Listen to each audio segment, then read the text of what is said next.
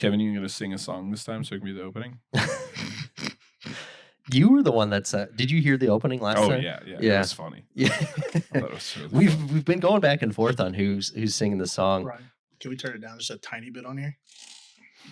Oh, yeah. Was that last episode? I think last episode, last or the time before, Thomas accidentally kicked several times my headphones up in the middle of the episode. Yeah, because this was the one he was on, so the stuff was all here, and I just touched it with my foot. I didn't realize. And I thought it was everybody's, so I was like, man, and we were getting close to the end, so I was like, I'm not gonna say anything because I figured everybody's headphones were turned up, and it was only just mine, and it did it by small amounts, so it was I didn't fully notice it until it was blaring in my ears, and they were like, yeah, we're finishing up, almost done. I'm like, you guys are screaming in my ear. So to give you an idea, they're turned up about to half right now. His was turned all the way up. Kevin comes off the loudest. You sound normal. You sound crazy loud. Right. Okay. Yeah, that's because they just tame my mic probably. Yeah. They have his microphone at a quarter of what mine is. Because I naturally am just screaming. Jantz, you on Instagram? Yeah. He's on Janstagram. Janstagram. What's your handle? Jantz Miller 70. Ooh, that might be on the podcast. You can get a bunch of new followers. Maybe. That's what we should have people doing. We should have people starting to... A whole 3 people. Dang. We should start having... Our 3 listeners. We should start having guests give out their social media. How do I find you? Yeah. So, we're really not sure how many listeners we have. We checked a little bit at the beginning, and it was doing pretty well. But and then we just were like, cool, it's doing well. We're just gonna accept that forever. Yeah. Some people are listening, so now we make jokes of we're not really sure. It might be 1 person. It might be 1,000. So it could be. Really not sure. We don't know. It could be 10,000. Ryan, have we looked any more into those ad reads? I did not. Dang it. I'm trying to make some moolah off this, dude.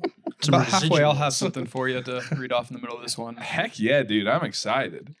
I would like a random ad, the most random product that you can come up with, Ryan. Throw it at Thomas, and he'll have to come up with something mid-episode. Dude, bring it. Yeah. Ryan's like, okay, let us look something up here. First and foremost, because I'm sure we've already started the podcast, I would like to compliment Ryan on his new tripod. Ooh. It is fancy. Dude, it's nice. fancy. And it seconds as a weapon, apparently, because it weighs 13 pounds. Probably a spear and nunchucks. Yeah, spear chucks. Those are dangerous, dude. Outlawed in many countries and by NATO. Are you licensed to use that, Ryan? Yeah. I'm going to make Ryan use the microphone so much tonight. It came with the purchase. It has a license with it and everything. Oh, wow. Didn't even have to take a class. God bless America, you know? God bless Oklahoma. Constitutional carry, Ryan can have his spear chuck tripod. It is very fancy. He seems proud of it. I got bad news. Uh-oh. For us to monetize, we have to reach 1,000 Spotify listeners. Don't tell us how many we have. I bet we're 990. Yeah. Yeah, we're close to that. About to be Nice. 991. We really. Let's go. 235? Hey, that's not bad. 235, solid. That's right. As long as we maintain more listeners than hours of content we have, then I'm good. Ooh, yeah, that's a good bar. Yeah. That's is that on average per episode, or is that all of our episodes together? I don't know if I want to know this information. if it's a bad answer, don't tell me. Yeah. So it says to participate, you'll need to meet the following criteria, which publishing an episode within the last 60 days we've done, Boom. and then reaching 1,000 Spotify listeners in the last 60 days. Okay. I want to say that would be individual. So if someone was to listen to 2 different episodes, they'd count as 2 people. That makes sense. But So in the last 60 days, we've had over 200 essentially Plays. viewers, plays. yep. Yeah. I think Hey. that's what it's saying. So So what we're saying is all I have to do. I wonder how far into an episode you have to get. Can I just turn Spotify and our podcast on and then just go to sleep with it on mute? Probably. Yeah. Do you? All right. All right, guys, we need you. We need all 6 of you listening right now to just play our episodes on repeat while you're sleeping. Burn that internet usage. Tommy's trying to retire. Yeah, I'm trying to do me a Manscaped commercial. Manscaped. Yeah. The new, what are they? It's like they always have the most. Have you seen those? Like the ads for them, they're always so funny because they'll call them like the lawnmower. It's like it's for dudes to shave their nuts. And it's like, all right, The lawnmower 3.0. yeah, right. That's right.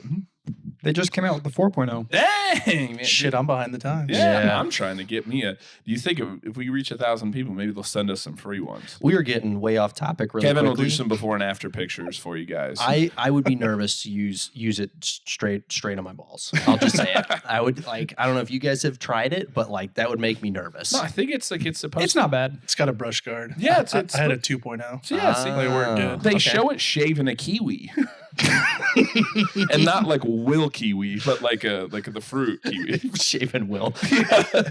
We're shaving a kiwi. It's just Will.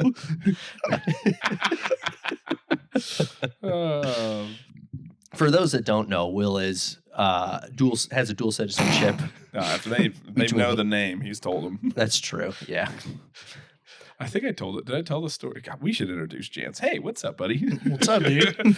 So today, yeah, we're getting off topic real quickly. You can tell when Thomas and I haven't seen each other in a while because Been a little bit. but today we are joined by Jantz. Han is your last name, right? Miller. Miller? Yeah. Oh, okay. Is Han your middle name? No, it's when I was 13, my stepdad and my mom got married. And they Gotcha. changed it to Oh. Han, and in the process of changing it all back. Oh, okay. Oh, Oh, gotcha, okay. gotcha. Going back to the roots. So he wasn't just like completely wrong. So that's good. No, yeah, Yeah. it wasn't completely wrong. You made me really nervous for a Yeah, second. you're good. You're good. Never heard that last name in my life. No, that's not it at all. It depends on if I'm getting tax refunds or paying taxes. Yeah. If I'm paying taxes, it's Han. Oh, yeah, for sure. Makes right. sense. It's a refund, Miller. Yeah, Ah. another kind of dual citizenship. I like it. I don't think Will's taking tax like using his for tax breaks. Yeah, Will doesn't seem like he pays taxes. If I'm honest. Real free spirit. Yeah. But we've gotten to know Jantz. He owns a liquor store. It is very reputable. It is luckily about a mile away from where I live. I stopped in there probably right after we moved, and we were getting gas. So this is actually, I think, a funny story to kind of help introduce you. Is I stopped at the gas station that's connected to your storefront. And I was with Alyssa and we were on our way home, I think on a Friday. And so we're getting gas and I was like, hey, I'm going to run to the liquor store really quick and see if they have something that I'd like to grab. And so I go in there and I see Jared, who is a friend of yours and a customer with us and friend of ours. And we started talking and he was like, hey man, I saw you were into bourbons. I saw you post a couple of them. Man, do you know Jantz here? And I was like, dude, this is my first time in here. He's like, oh man, you got to get to know Jantz. So I get to meet you. Store is really busy when I was in there. So, but we get talking and you know, I haven't seen Jared in a while and it's the first time meeting you. Next thing I know, I've got 3 missed calls from Melissa. It's half an hour later and she's like, what the fuck are you doing? I'm like, we're talking bourbon. I'm sorry. That happens a lot. Fly, so. Yeah. But man, I wanted to give a quick shout out to you and your store, man. You run a phenomenal store. Appreciate you. You know your bourbons. Obviously, Thomas and I are big into bourbons, tequilas. But when I go in, man, you can give me a full rundown of every single thing that's in there. When I need to pick up a nice bottle of wine and I've got no idea on wine. You can kind of walk me through like, you know, what type of wine we should be looking at, you know, some different things that are popular, you know, let's start with this. Maybe we can look at this next time. We've done wine recommendations from you on the show before. Yep. Yeah, we did actually. I say I hadn't heard that one yet, but I remember the first time you came in, Yeah. you were looking at wines and we Mhm. ended up talking bourbons, and then countless times you and I've talked Yeah. bourbons, and then multiple times Alyssa's sent you in with, hey, we need this bottle, a Sauvignon Blanc, and you're like, let's go with something like this, and okay, cool, we'll pick one of these 3. This one's the best, and hopefully they end up being good suggestions. Always great Oh, yeah. suggestions. Always love what you recommend. And you always steer me. Like, I think you even have gotten to know my palate. So if I'm starting to look at certain things that you don't think I'll like, you'll steer me in a different direction into something that I will like a little bit more. Yep. I've built a lot of trust in you with that. I appreciate that. I've bought a number of cigar recommendations that you've made. Man, I think the most impressive thing though is, man, when I walk in there in the afternoon, especially like on a Friday, and you just got people just coming in and out just constantly. You guys are crazy busy. 90% of the people that walk in, you know them by first name, which is super impressive. And I think why your store's been so successful, man. I appreciate the kind words. Yeah, it's it's been a long road, but as you know, like what you were talking about, most of the people you see, and it's gotten to the point as of recently where I still try to do that overemphasized, hey, how's your weekend going? I know them by first name, things like that. But I would love to say I remember everybody, but the old noggin's losing it. Dude, it's a lot of people, man. And It's a I lot. know how that can be, man, when you're like, for us, man, we see a lot of our customers we're only seeing once a month. So it's cumulatively a lot of people, and it's tough to remember a lot of names, man. And you feel bad sometimes. It's like, man, I remember having a great conversation with you, and I can only remember a bits and pieces of it. And it's like, man, it's difficult to be 100%. I try my best, but I can remember, like, for example, see people will come in and they'll be like, "Oh, what's up, Kevin?" If you saw me out in public and had a gun to my head and said, "What's Kevin's last name?" I'd be like, "Pull the trigger." Just do I don't it. know. End it. his last name's Han. Yeah. I know his name's Kevin. I know he's a homie. If something goes down, we're cool. But if you ask me his last name, I'm screwed. That's so funny. It is how it goes, though, man. Like, you do your best to know everybody, but then it's like, dude, I could talk to somebody 100 times and I know it 99 times, and then there's that one time and I'm like, oh, I feel so bad. What's the name again? Yeah. And you're like, It's in a one-on-one conversation. Yeah. They're like, "Oh, hey, Thomas, how you doing?" They see Yeah. you at the coffee shop. They're like, "Hello, Thomas Henry Oglesby, born June 25th, 1991 in Palmdale, California. Like, how are you?" And I'm like, "Oh, good, man." Buddy. Guy, it's so good. It's so good to see you. Dude, you just have those brain farts sometimes too, where it's like, man, the last 10 times I've seen you, I've known your first name, and then just for whatever reason, you're just not on it that day. Yeah. So. Well, and then sometimes you get real confident and you spat out the wrong one. Oh, Yeah. dude. I've done that. Mm-hmm. I did that last week. Yep. There was a chick that came into, I shouldn't say a chick, a nice lady came into the store, and I was like, "Hey, it's Carly, right?" And she's like, "No." I'm like, "Well, you don't win them all." So Yeah. Dude, I've learned if I'm 99% sure your name's this, don't guess, because it's not worth the chance. I didn't feel like I was guessing. That was the problem. And I'm like, "You must have a twin." I had my situation, not this last weekend, the previous weekend. I got stung by a scorpion. That's what this is. What? Yeah. And scorpion got in my bed somehow. What? Have no idea how. Like 3 to 5 sting bites, and I was on a muscle relaxer and a half a pain pill at work at like 7 p.m. This guy comes in and he's like, "Hey, how you doing?" I'm like, "Oh, doing good, man. How's your day going?" Stuff like that. Yada, yada. Gets his bottles, comes up to the counter, comes up, and I'm like, "Do you have a rewards account with me?" He looked at me dead in the eyes and was like, "What?" Looked at my mom and was like, "What's wrong with him?" And I'm like, "Dude, I'm on like 2 muscle relaxers. I'm so sorry." This dude comes in every week. Yeah. Has been shopping with me for 7 years. Yeah. I was just oblivious of what was going on. Man. That happens. So Scorpions, one scorpion sting and your old customer base goes out the window. Yeah, Huh? they're done with you. Not very impressive.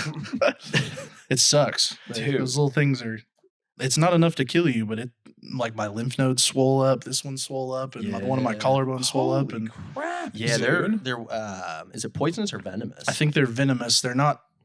Don't quote me on this, but necrotic. Necrotic is like where it eats away the skin, or they're not that far. But like an infant should be worried. So like spray your house for scorpions, Kevin. Yeah, Absolutely. Alyssa is small. Yes. Oh, and the baby. That's right. But us, like, we can take it. It's just, it sucks. I woke up. I didn't wake up when I got stung. Mhm. Woke up the next morning, thought I had like an ear infection. Text my mom, said, "Can you bring, eardrops to work?" Looked in the mirror and was like, "Oh shit." Ooh. Just looked like a grapefruit, like right next to it. Just felt like my ear was just gonna pop.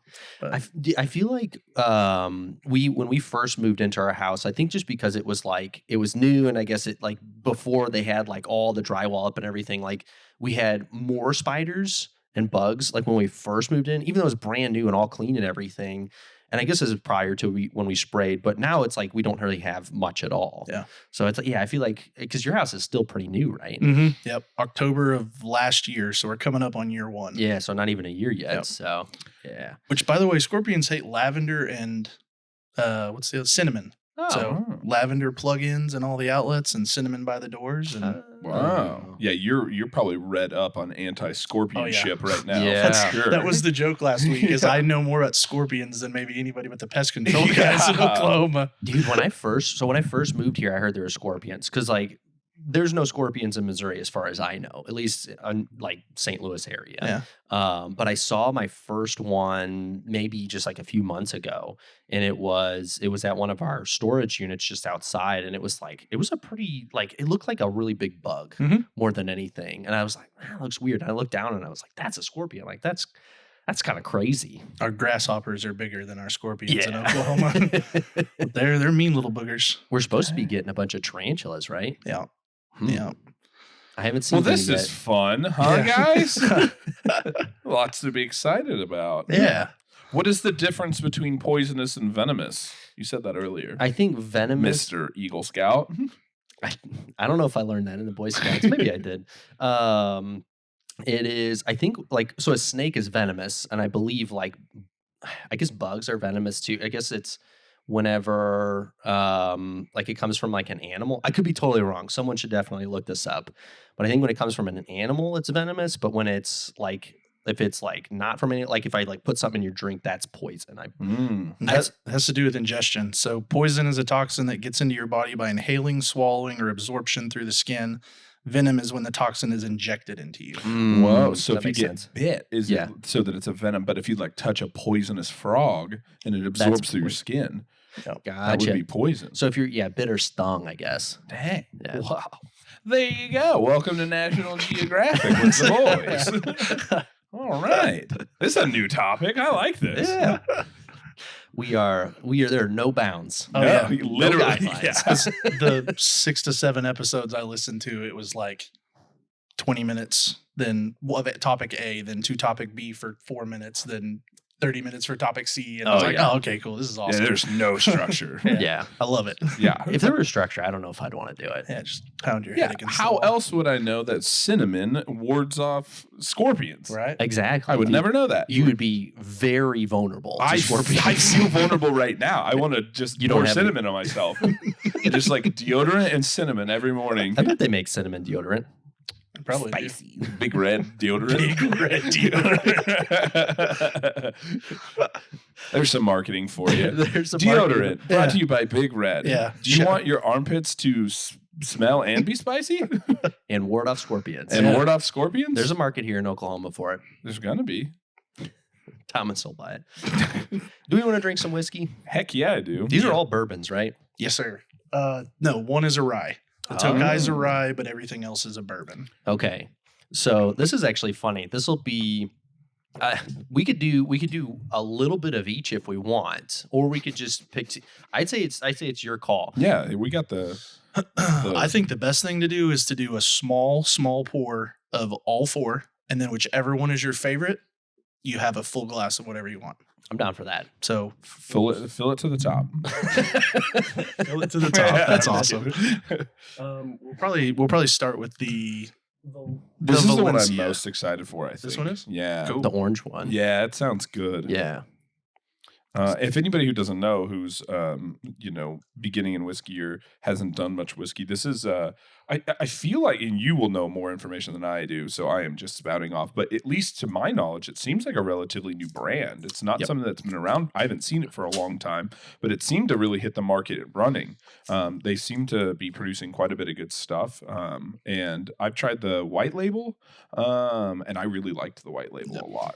I've only tried a couple quick sips of the Architect and the Toasted Barrel.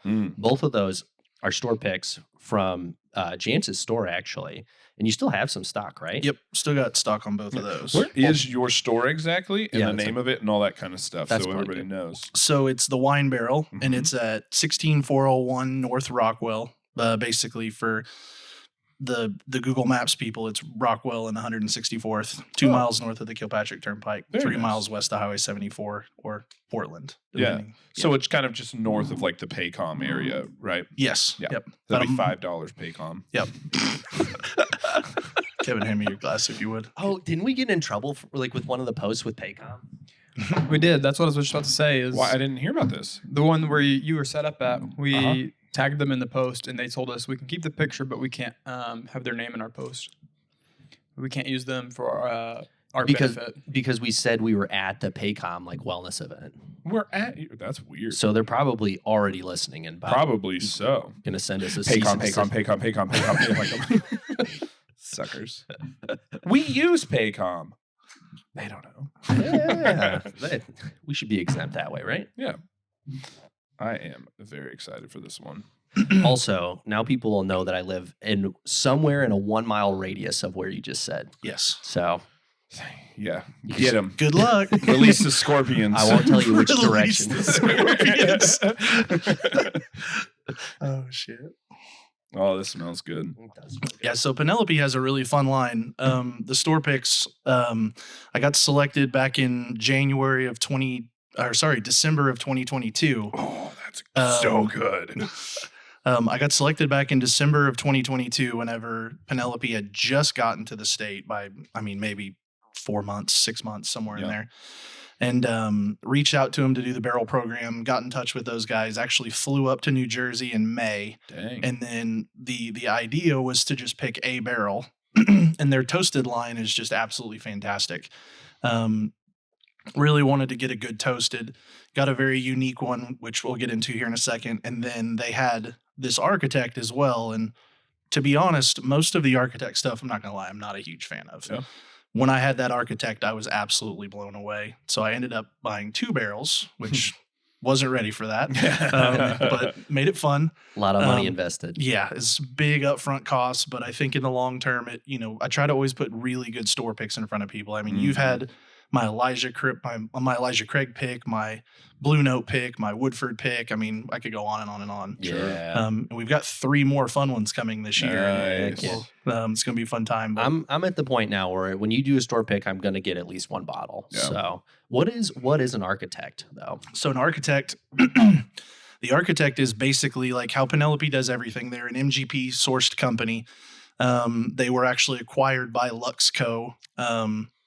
Okay, so before they were acquired by Luxco, they bought all their bourbon from an MGP company or from Luxco. What does MGP mean? MGP is the distillery in Indiana, I believe. I believe it's in Indiana. I always get that confused. It's they make Remus, they make Yellowstone, they make Oh, Penelope, nice. they make a lot of stuff. Yeah. Wow. Yeah. Popular stuff. Yeah, Yeah. a lot of big name stuff. Some of the Remuses like the Gatsby's and the Repeal Reserves and Yep. Yellowstone Black Label, the Yeah. barrel picks, those are fantastic. Those and are cool. they make some really fun stuff. And I guess Luxco saw obviously how much they were buying from them and then realized we should probably acquire this company. So the day I flew to New Jersey, I'm on my flight to Atlanta. It's 10 a.m. I get a text from some good friends of mine, Blake and Lauren, and they said, "Did you see this?" And I'm like, "What's going on?" And MGP had bought Penelope, and I'm like, "Shit." Yeah. And we're literally taking off to go to Atlanta to, stop and then go to New Jersey. Text the guys in New Jersey. They're like, "Oh, everything's fine. Come on. Go up there, get these picked." But anyway, so the architect is basically a blend of different whiskeys. So they do one unique thing, which they won't divulge at the very end, but they take multiple different staves. They take multiple different bourbons and they blend them together and then they age. And then once they age, they posterior age again inside of extra barrels, which is kind of what the toasted is as well. Oh, wow. Then they do one extra thing that they won't divulge. We tried the toasted first, and of course the toasted was fantastic. Then we had 4 different architects.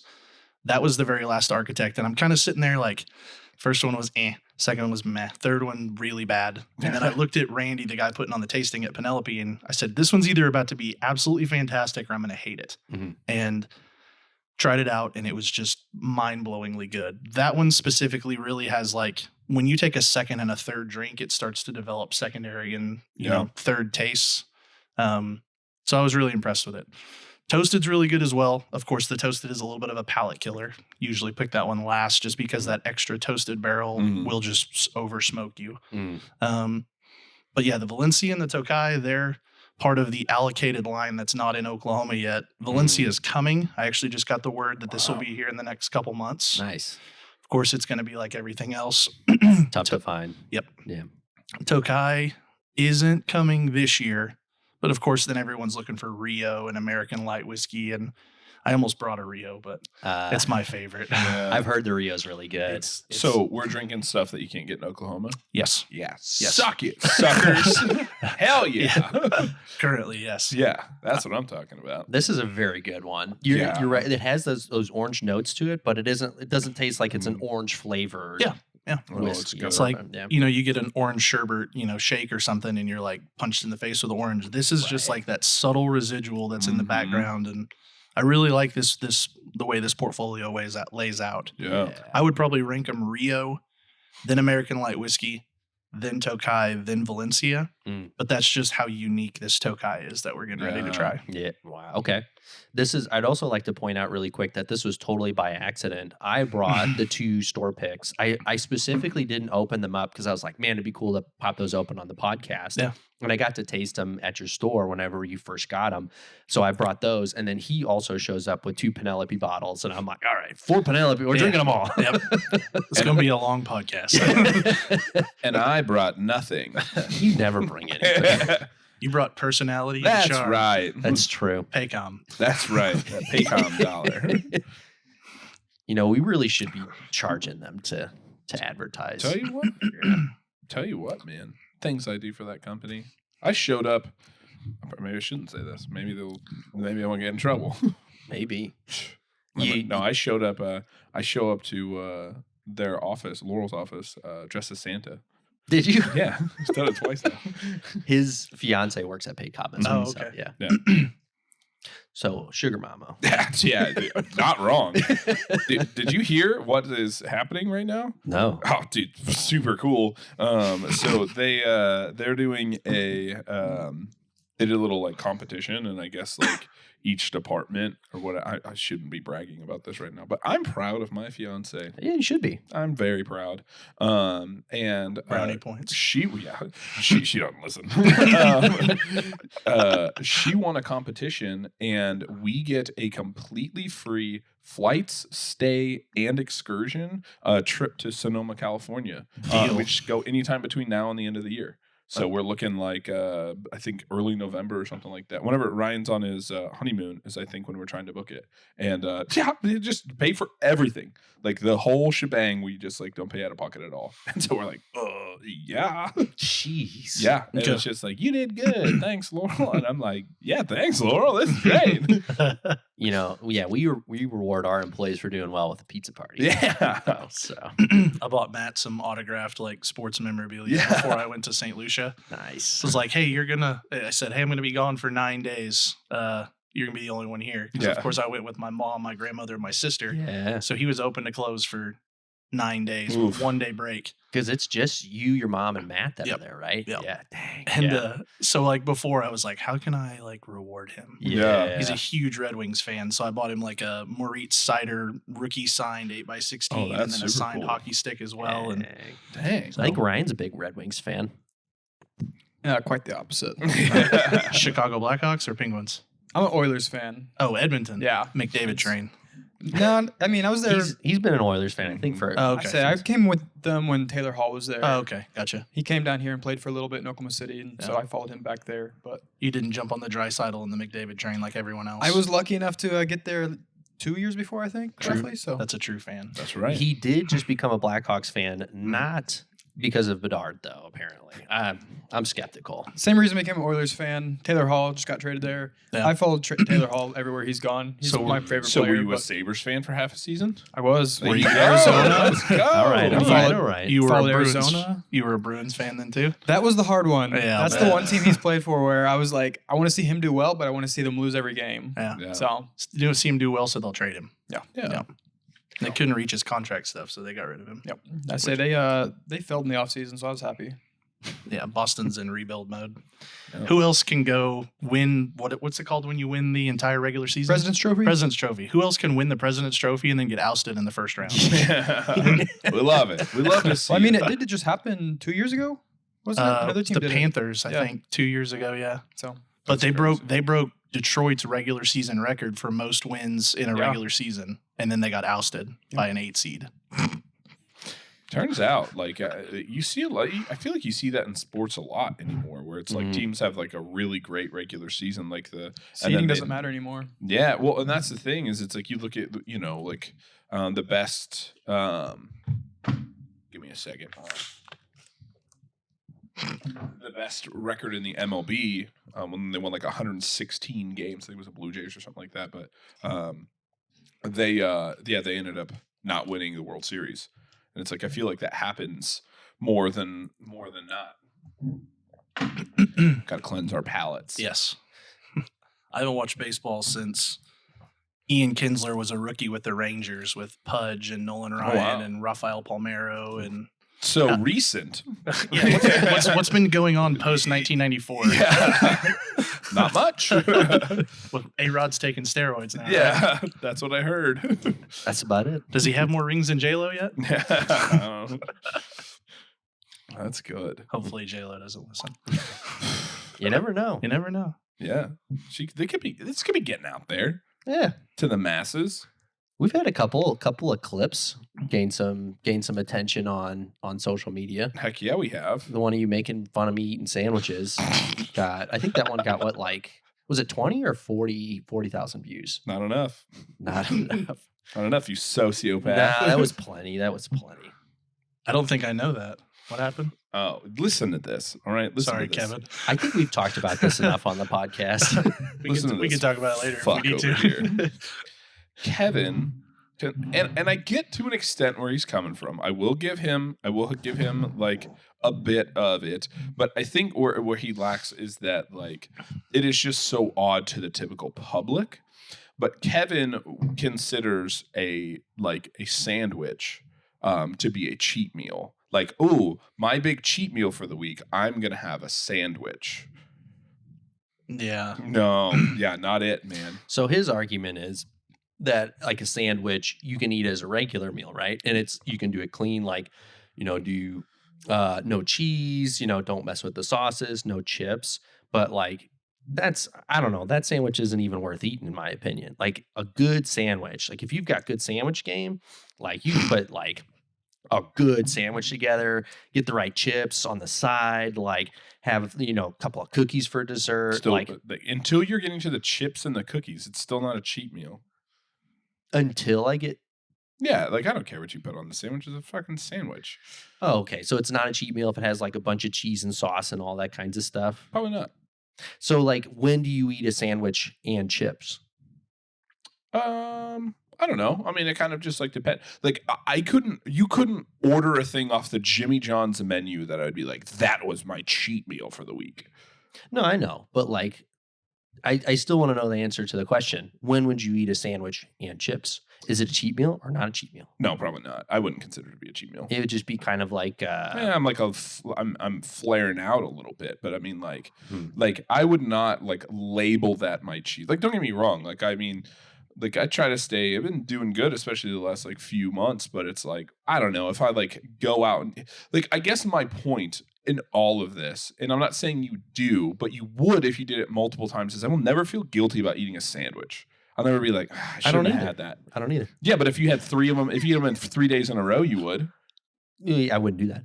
Well, then you're cheating with the thing. Exactly. My point exactly. You're just avoiding the guilt you would feel. He thinks he's a sandwich fan, not truly a sandwich fan. No, I am more of a sandwich fan than you. I eat more sandwiches a week than you do a month. More doesn't equal like a bigger fan. What have I done? Yeah. This is a real argument. Yeah, we've discussed this probably too much on No, this you podcast. just think that I don't eat cool sandwiches. I eat the coolest sandwiches. Jantz, let me ask you this. Someone that drinks more alcohol, do they know more about bourbon? Are they a bigger bourbon fan? No. No. Oh, No. that's your full argument? Yep, that's it. No, I know lots of people that, Foolproof, yeah. That was a pretty good argument. No, it Thank you. wasn't. Well, thank you. I'll give that one to him. No. based off wording, it was a good argument. Yeah, But I like, get what you're the saying, but I logic get what is he's not saying. that strong. I know tons of guys that kill handles of Evan Williams, Right. 1 or 2 a week. Mm. They don't know what this is. Right. Thank you. Yeah, okay. All right. This is, what do you call this one? This one's the What do you- Penelope Tokai. Tokai. Yep. So this one's it's a rye that's aged in Hungarian wine casks. Well, that's totally different than the other one. So this one, I wanted to wait till you guys got to try this. Wow. To me, this has like a explosion of flavor right off the bat. Then right when you're about to put your thumb on it of what it is, it goes away and you get another taste over here. And then right about that time, you get one more on the back end. And that's the residual ending of that rye spice at the end. Yeah. Was Um, was it like some floral notes It's- on that second one? Yes, this one's extremely tough to like figure out. Okay. I could pull up the actual like wording, but here, I'll just give you my thoughts. It is a totally different thing. That changed dramatically. Yeah. Like you get rye spice right off the bat and then it goes Mhm. away. Yeah. And then it's just like a little bit of a nutmegish cinnamon, not very much cinnamon, and then it kind of dissipates, and then it's just the lingering rye bourbon ending of just Yeah. that dexterity and smoothness. It's not, I wouldn't compare them as being like similar things, but only similar, almost an experience of like the flavor is, you remember, and you'll know probably what I'm talking about, the contradiction, the weeded whiskey mixed with the rye, where it was like, and I just say, like, I don't think this is similar to that, like, profile-wise or anything, but I remember the contradiction kind of being like that as well, where it was like, it almost was just like here, then there, then here. It was like a Is that very, like, smooth ambler yeah. with the elephant on it. Uh-huh. Yeah. And it was a very interesting bottle, but it's kind of almost a similar experience to that one. I'm glad you're here because I'm terrible at pinpointing bourbon notes or rye or any whiskey notes at all. But that contrast was crazy to me. Yeah. It's this one's so unique and different. Yeah. I always try to tell people, like, when we get together and drink bourbon, like, you've offered me to come over, like, how many times? 5, 6. I've offered you like 2, 3 times. Of course, it's been as of recently, and your wife's pregnant, and it's just like we never can get together. But Timing what is I tell everything. what I tell everybody when we do tastings is you're never wrong. What Yeah. you taste is what you taste. Just because you don't say what Jim Murray says doesn't mean you're wrong. Jim Murray writes a book about it, but good for Jim Murray. Yeah, right. Some people pick up cinnamon and nutmeg completely differently. Some people pick them up the exact same way. I just like listening to hear what people talk or like say, and then saying like, okay, well, I taste this as well. And then you're like, oh, maybe that's what I'm tasting. And I'm really, really close. And that's how you grow the palate. Okay. It's about having fun and drinking with your buddies. Yeah. I like that. I like sit that here and I'm approach. like, Kevin, you idiot. You don't know what you're talking about. Floral This notes. obviously That's tastes like sandwich sailor eater. boots and tar. It just tastes like a sandwich to you. Yeah.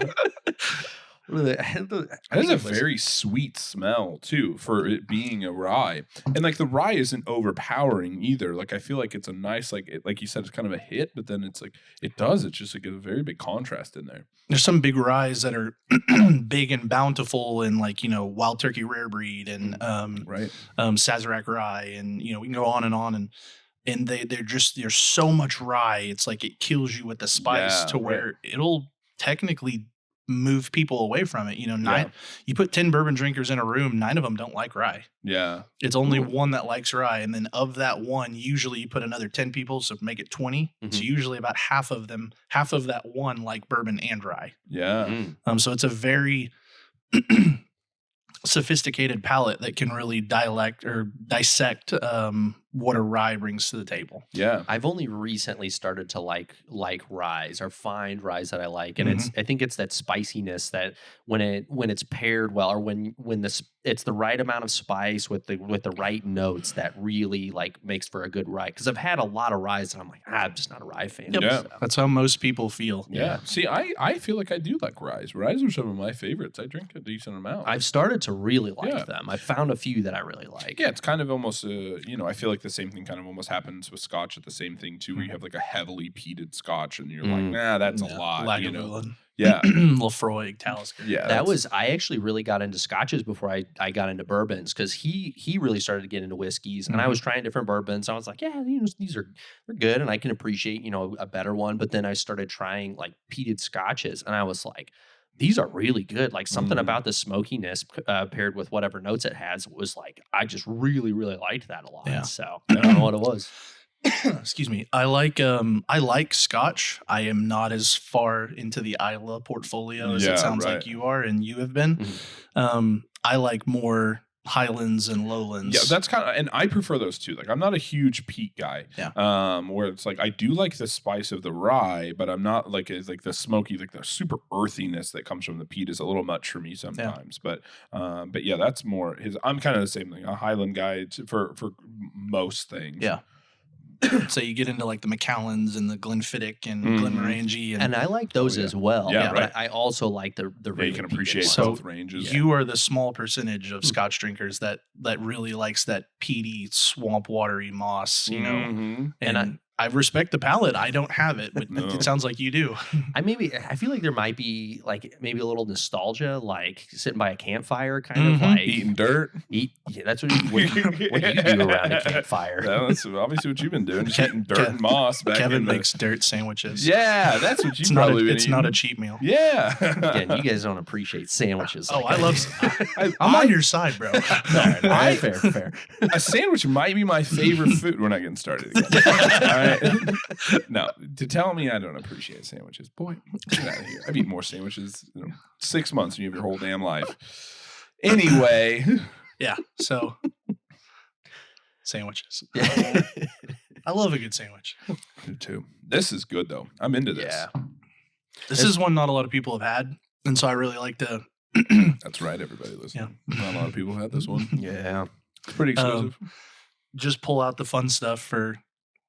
This isn't something that you can just go find, but when you do find it, you see it's a rye, so most people may not pull the trigger on it anyway. Right. Yeah. And so it's almost one of those like, I'm going to make them try it. Yeah, right. Yeah. Well, you kind of just get like a different appreciation then. Yep. Also, I want to just real quick, I want to say how much I appreciate you bringing these. Like, obviously, no problem. Not expected of you or anything, and so it's a super cool experience for us to get to do this. Especially to try stuff that's harder to find. Yeah, right. And you guys have shopped with me. You guys are my buddies, so it's like, hey, I can't show up.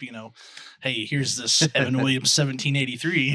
So we have a lot of our guests on our podcast are people in the fitness community. So a lot of them will not even drink with us. So it's just Thomas and I drinking. We'll make up for it. Yes, exactly. Yeah. I'll be here every once a month. Yeah, I'm it. Going back to the being a little tougher to find, I feel like that's been a big part of like why a lot of people have gotten into bourbons and other whiskeys is a lot of things being so allocated. There definitely are a lot of annoying aspects to it. But what's your take on bourbons and other whiskeys being allocated? And how long do you feel like it's really been like as crazy as it is right now? So this November will be our 11th year anniversary. Wow. When we first started, to give you an idea, we had Fitz liters and half gallons of Weller Green, Weller Red, and Weller 12 on the shelf. Yep. I could order it by the case. I could order 1,000 cases if I wanted to. You remember us getting Stag Junior just off the shelf, just Yeah. whatever Yep. we wanted it, had Yep. multiple bottles all the time. Same thing with E.H. Taylor. Small batch, single barrel, rye, and barrel proof on the shelf. Three wide, 4 deep. 12. 12 bottles. Do my math on here. Yeah, we got it. Banana. Yeah. And I mean, it was just no big deal. Trace was starting to get hard to find, and Blanton's was still hard to find, and Eagle Rare wasn't sparse yet. But I think what's happened is the basic model for like Oklahoma is you'll go out to the bar and you'll find this bottle of Eagle Rare, Blanton's, or XYZ, whatever. And you're like, wow, this is really good. How much is this? And they're like, well, it's like $6 a pour. You're like, that's not bad, So realistically, most retail or most bar and restaurants run a 200 to 300% markup on their stuff. So you break the math down. You're like, well, it's a $40, $50 bottle. It's nothing crazy. So you show up to, me. You're like, hey, man, I want a bottle of Eagle Rare. And I'm like, yeah, get in line. Mm-hmm. And what they're doing is the state usually takes, let's take 100 bottles. They'll take 2/3 of it and they'll put it in restaurants and bars, and they'll take 1/3 of it and they'll then divide it up for the rest of the retail stores. So more than 100 bottles of Eagle Rare shows up, but let's just say that's what it is. So 33 bottles go to the stores, Right. and it's like, okay, how am I supposed to decide who I sell this to? Because you put it out on the shelf and you get guys who come in who aren't drinking bourbon. They're here to just buy the bottle and flip it and sell it for $90 on the secondary market. Yeah. And that's kind of annoying. The secondary market's, just really a pain in the butt.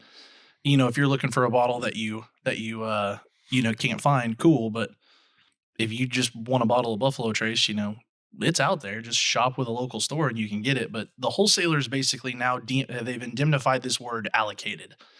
10 years ago, it was never used. Yeah. And now it's like, well, you have to do these favors for us to get, 4 bottles of this.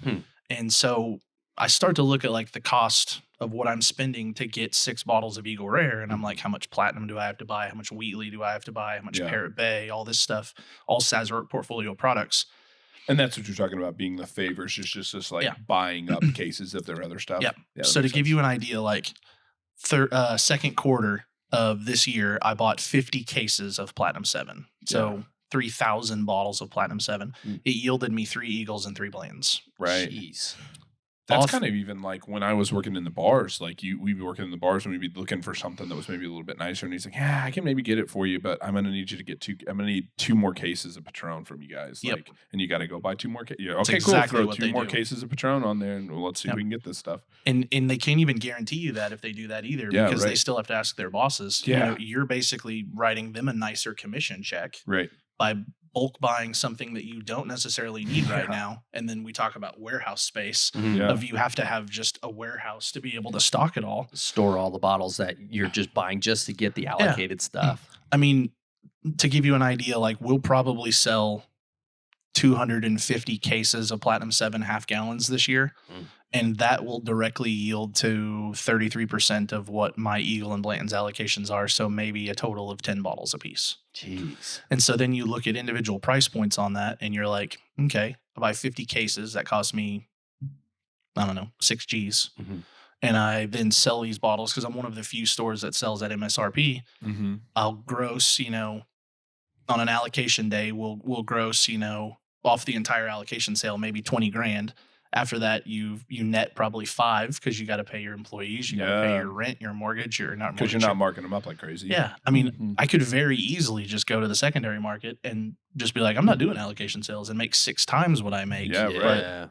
But then then your common, person who's trying to get this stuff just can't get it anymore. Yep. You end up, it's like almost like back when we would go like public land hunt, and it's like you got to pull for it, and it's like, yeah, but nobody can pull anymore, and you're like, well, okay, well now I guess I just don't get to hunt. Like it's gone. It's gone because if it's going to other things. Yeah. If there's too many groups that show up, then spots. Right. SOL. And then you get to a situation where you continue to unincentivize them to do it. Like then you have to have people who are almost like purposefully, like, I hate to say it this way, but like purposely like I don't know if purposely is the right word, but like going out of their way to do this as like a favor to the common people who want this stuff. Yeah. There's multiple things that happen. Like there's stores that I know of that will have a buddy that's like as close as, we are. And they'll be like, they won't even put it on the shelf. They won't even put it in their system. They'll just be like, hey, Kevin, I got 6 bottles of blah, blah, blah. This sells for $800 a bottle. You take anything over 600 is yours. The rest is mine. Jeez. It happens a lot. Yeah. I can imagine. And so what we try to do is we sell everything as close to MSRP as we can, like Weller single barrels, those are $850 on the secondary market. They're $59 from me. Yeah. B-Tax, George T. Stagg last year was $2,100 or $1,800. Like mine was $217 or no, sorry, $117. I was thinking of the old Fitzgerald 19. We get the stuff. We don't get bukus of it. We may get 1 or 2 bottles of the really, really rare stuff, but we try to say like, hey, if you shop with us, we're going to take care of you by giving you an invite to our allocated sale that is as close to MSRP as it can be. You're going to be one of, 40 to 60 people Mm-hmm. that gets to really go after the good bottles, not have to play for, in Illinois lotteries on the Facebook market or pay crazy money and enjoy it. Now, if I catch you flipping them, you're never coming back. Yeah. But, which that has happened, but Sure. I'm sure. Well, you kind of look at it and it's not much different than in ways to like the business model that we look at is it's not about just today. You know what I mean? It's like, I don't rip you off. Like I don't rip you off during the allocation sale because that way I know that you're going to be my customer year round. Right. When I treat you right during this event and this gets you excited and makes you want to come back, you know that I'm not pulling the wool over your eyes the rest of the 364 other days a year. Yeah. I'm going to be fair to you. I'm going to be honest with you. I'm going to give you what we've got and I'm going to give you my opinion or whatever that is. But you know that I'm a fair and honest business because when this time comes around that I could easily, you see those guys post online and I have to imagine that that's some of those situations where I'll see a dude post on like one of the Oklahoma bourbon pages or whatever, and he's got 30 bottles of something crazy. Yeah. He's got, I've got 30 bottles of Blanton's. I've got, 12 George T Stags. I've got 6, Stag Juniors and looking for money. And you're like, okay, like, how do you get all of that? Like, you've got to have somebody who's feeding these things to you. And it's 100%. and it's one of those things where it's like, by not doing that, while you could go and flip them on the secondary market and do all those kind of things, the customer loyalty and like the confidence that those customers have in you because of the way that you handle that event and handle that thing every year is, I think, a big reason why people still choose to shop with you 365. Yep. And that's I've really liked the way that you've done your allocation sales, man. It works really, really well for me, and I assume really well for you because I have friends that I see that are jumping around, looking for different things, stopping at different stores, going to different sales, like doing whatever they can. And I can understand how that's fun. Like you're on the hunt, I don't have time for that. Yep. Yeah, right. So being able to support you, like it makes a lot of sense. Here, I'll pass you my glass. Yep, please. Thank you, sir. But being able to, because you have to sell a certain amount of other things to be able to get these bottles in the first place. So it makes a lot of sense that you reward the people that are buying those other things. Right. Correct. Yeah. So anything I need now, anytime I buy liquor at all, is I'm getting it from the Wine Barrel. And it makes it nice where, if we're purchasing enough, I get an invite to the allocation sale. I don't have to show up and wait in line in the middle of the night. Nope. I get to, it's just a raffle. I can hang out and hit the line a few different times, and it makes sense. It's like, man, I'm only, people only get invited if they're supporting the sales of everything else, because you wouldn't be getting those barrels or those bottles if you weren't selling everything else. So, Correct. yeah. Exactly. You nailed it right on the head. But again, to draw the parallel, I mean, that's kind of how we are too with our, like, doing MAP pricing, doing our minimum advertised pricing where stuff is even like popular or whatever. It's still like, no, we're going to sell it to you as cheap as we can sell it to you possible every day. Like, you don't have to wait for a sale. You don't have to wait for something special. You know that every day we're being honest and just giving you a fair price. We're not running some gimmick of, marking it up to mark it down, some weird customer rewards program, which those can be fine too if you do them right. But it's like, we don't do any of those kind of things because it is like, no, you can come in here every day of the week. You don't have to buy something you don't want in order to get something you do. Yep. Like, it is just fair and honest every single time. And that's another thing that builds trust. Of like, again, it makes a lot of sense for you because like, it's like, hey, again, rewarding the people that are shopping with me regularly. I've got a lot of confidence in only shopping at your store because I know you've got a great selection and I know I'm getting it for a good price no matter what I'm buying. Right. So Exactly. yeah. Do you guys have anything in the fitness industry that would be considered allocated? Like, is there like a specific, like, I'm like a creatine or a protein powder I would or say something? some pre-workouts that like come really hot out on the market. Like, that might be the closest thing. They'll do, we'll get some limited run stuff. There's not a whole lot of allocation, I would say. And I don't think that word even really gets used in our industry. Mhm. But I think the biggest thing, and I draw that parallel all the time. I think about that of like, man, like that's so funny that, it's really big, especially in the bourbon community. And it's like, and you'll kind of see it a little bit in the supplement industry. But the biggest thing is it takes, what is it? 4 to 10 years or even plus to make a good bottle of bourbon. So Yes. by nature very limited in its supply. It's however much they make is how much there is, and it's going to take X amount of years to be able to produce more. With supplements, there's typically an 8-week turnaround. So if we need more, we're going to have, like, even if we run out, we're going to have it before too long. Right. And I'm sure, there's a certain amount of limiting supply to create more demand within the bourbon industry, at least from what I've heard. I could be misinformed, but I know that's the only time we'll really see it is if certain brands will do like a limited run or exclusive on this site, and that's where we'll see. And we really try and do that as much as possible of anything that's like a special item or limited release. Like we'll try and bring it in and be the store that's got all that, crazy, hard to find stuff. We even do it a little bit ourselves with our t-shirts. We do, anytime we run a t-shirt, we only do one run of it. So it's kind of, however many we print it is. That's it. And we even sometimes, like, if we print too many and we're left over, it almost loses a little bit of hype, especially on future rounds.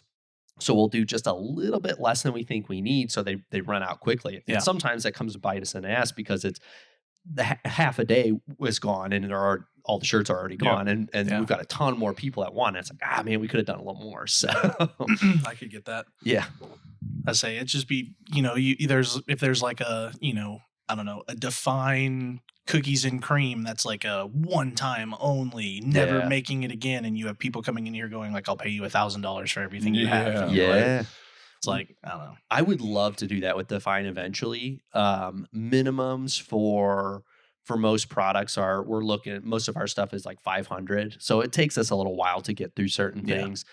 So we're not quite at the point where we can do so limited that it runs out quickly. But you see companies do like First Form, and they do like the what's their Summer Smash? Yeah, Summer Smash. They do their Summer Smash limited edition flavors for Formula One. Like they had margarita one year. Yeah. They've had a bunch of different stuff that's not ever available. That's a really cool. I like the way they do it too, because they'll do a flavor of protein is not even available for purchase. It is, you only get it if you attend their event called Summer Smash. That's once a year. It's all the attendees get one, and that's it. That's literally it. And you'll see, because I remember seeing margarita and being like, "Oh, I want to try that." And I literally, that was years ago. Never had a chance to. Like, so they come out with a bourbon one. Yeah, there you go. You do like some Define, chocolate chip cookies aged in bourbon barrels. Yeah. We could do maybe a sleep powder. Right? Yeah. There you go. I'm curious your thoughts on this, because it is something that I think, Kevin and I, just with the stuff that we're into, have definitely kind of noticed, and we're seeing a trend in the market and just like the alcohol market in general. But that is tequila kind of turning into the next bourbon when it comes to like the allocation and the difficulty to find. And it's really interesting because I feel like part of that has come from bourbon guys moving over to tequila, and finding that like tequila is a very interesting and very complex thing, just as well as bourbon is. And then you're starting to see, because I remember back in the day, like not too long ago when we first started getting into tequilas as well, it was like, oh yeah, I'm happy buying any tequila, because even the most expensive tequila I'm coming across is $60. You know what I mean? I'm not having to spend $200-$300 to get some really nice bottle. It's like, for even the good stuff, like you're really not reaching out of pocket too crazy. And now it's like, that's not the same anymore. Like all the kind of stuff that's getting popular and getting talked about and additive free and all these different things, like you're starting to see like less and less of bottles in the store, because people are starting to get into it. Yeah, we have to get you a bottle of tequila lay. Tequila lay. Yeah, just 5.1 million. Yeah. Get you a case. No big deal. Yeah, I'll take a couple. They make 6 a year. Usually like the Abu Dhabi princes get them. That makes sense. Completely gold and diamond and sterling silver encrusted bottles that are worth like 1.8 million when they're empty. Yeah. For some yellow liquid. Yes. Yeah. Jeez. It's probably not even good. I would love to say I've had that one, but I have not. We will never know. But yeah, to further on your point, it's funny you say that, because about 6 years ago, Matt's been with me since the get-go, and we were talking about how like rum and tequila were going to be like the new things. Yeah. And rum really hasn't quite gotten there yet. But we need to get on rum now. Yeah, that's true. I have some stuff called Zafra 30 year that I'll bring next time. Ooh. All right. Well, 2 weeks. You'll be on the next episode. Perfect. I'll see you tomorrow. I'll go back to back. Yeah, it's a 30-year aged rum aged in ex-bourbon barrel casks, and it's phenomenal. Yeah. Do they age rum typically like longer like bourbon? Sometimes there's you can get the swill like Captain Morgan, which you guys probably never drank Captain Morgan. You probably don't want to. Say Maybe in college. Yeah, right. As I said, it's when I drank Jose Cuervo. And Right. I regretted those days. There's some really good ones out there. Like Zafra makes a 21-year and a 30-year. Their 30-year is fantastic. There's a Mauritian rum called Emperor in a black bottle. That I have at the store. That's another really good one. It used to be like $120 a bottle, but I think they're pulling out of the state. So just got them for $60. By the way. Hey, there you go. But anyway. no, it's interesting because and it's another one where like cost is just a totally different realm. Like you can go right now, and I'm not going to say it's quality or anything because I just don't know enough about it. But it's like I can grab a 12-year rum off the shelf for $40 all day long. Yeah. I would say the biggest things you're looking at with rum, and then we'll get back to tequila, is rum. You want actual like island made, like Captain. I'm not gonna sit here and knock on Captain, but it's made in Connecticut. It's made with artificial sugars. It's unnatural sweeteners. It's it's what it's there for. It's for the 21-year-olds to have a good time. Right. I would never bring that, but this Zafra is just mind-blowingly good. Yeah. I have a buddy who owns a store in Texas, and every time he comes up, I'm like, find me as many as you can. Well, he found like 12. And they're like $160 a bottle. And I was like, oh shit. I wasn't ready for that. I didn't think you were going to find that many. I thought he was going to find like 2. Yeah, right. But then, back to tequila, to your point.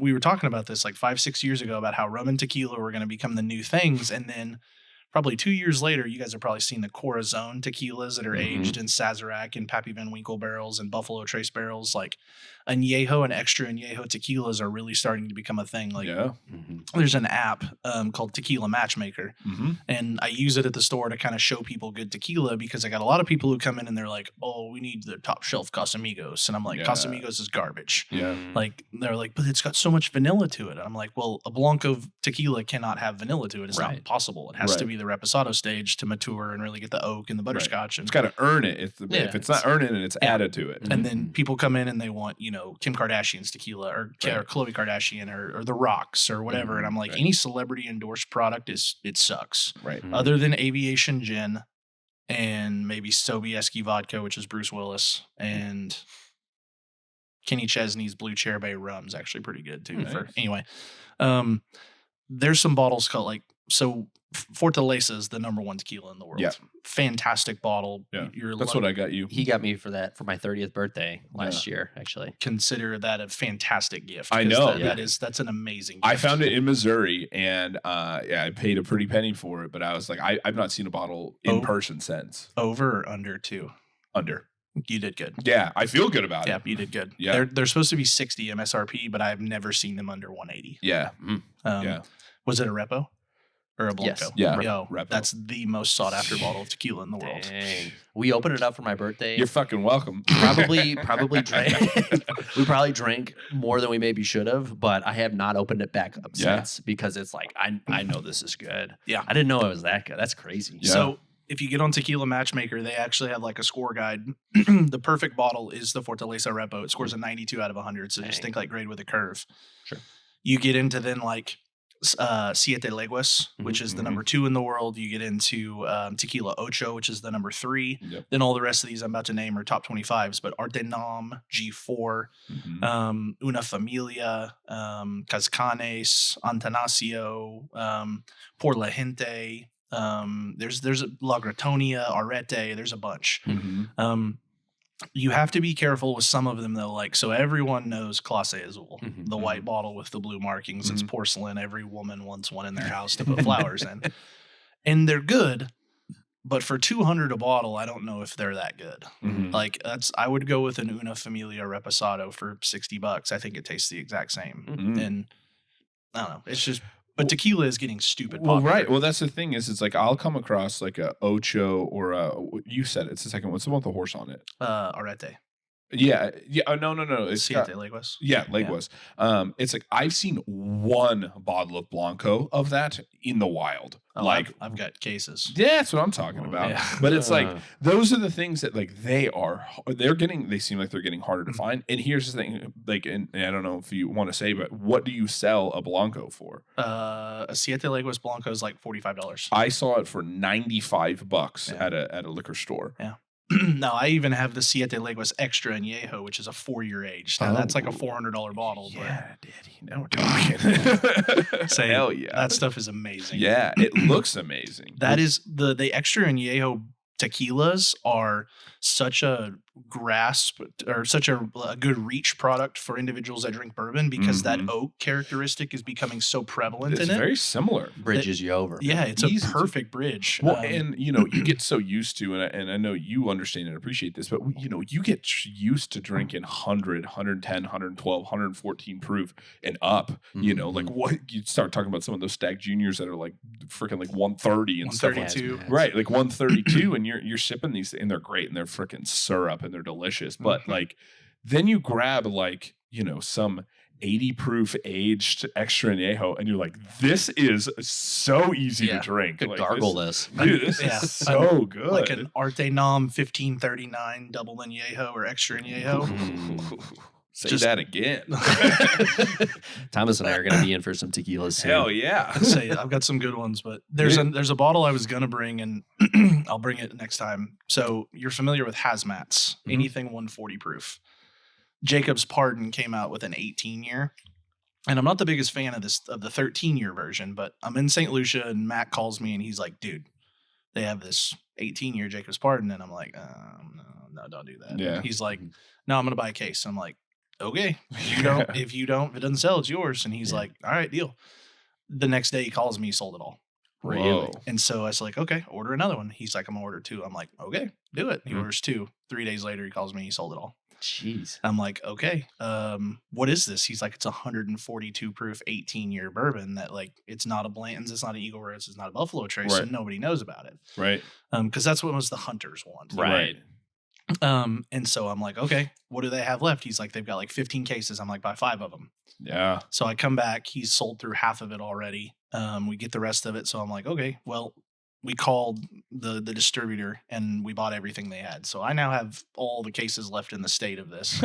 There's an open bottle at my house. Yeah. You guys we'll have to try it next. It's Yeah. fantastic. And I've At 142, it sounds like it has to be at your house. Yeah. Like, it's not. You can't drink that anywhere else. yeah, it's totally at my house. Yeah. I've been very fortunate to have the George T. Stagg Hazmat, the 144 proof. Jeez. I've had some of those really, really good ones, and this is mind-blowingly good. Dang. Now it's a $180 bottle, Mm-hmm. but I have so much of it, I don't necessarily consider it allocated yet. Mm-hmm. When I drop down to like 3 cases, then I'll keep it just in the sales. But Yeah. you could walk in tomorrow and be like, "I'll take 4," and be like, "Yes." Yeah. Perfect. They are for sale. By the way, here's your Siete Leguas. Yeah. That's the thing. That's such a cool thing though, man. Like, and that is something that, Kevin always talks so highly of it, but that's it. There are opportunities to be, I don't know if the right word, but there are opportunities to be taking advantage of these situations, Mhm. right? And it is one of those things where it's like, nope, this is the fair price for it, and this is what we're going to sell it for. Yep. Mhm. But it is crazy to see because it has, even in my time in tequila, in tequila is half as long as my time into bourbon. Gosh, I've probably been doing tequilas for, man, I would say 6 years, 5 years, probably 5. And no, it would be 6. Yeah, it would be 6 years.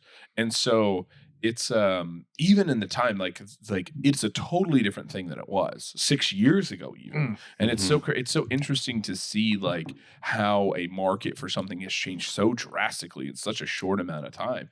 And it's like, I'm curious, right? And I think you will always have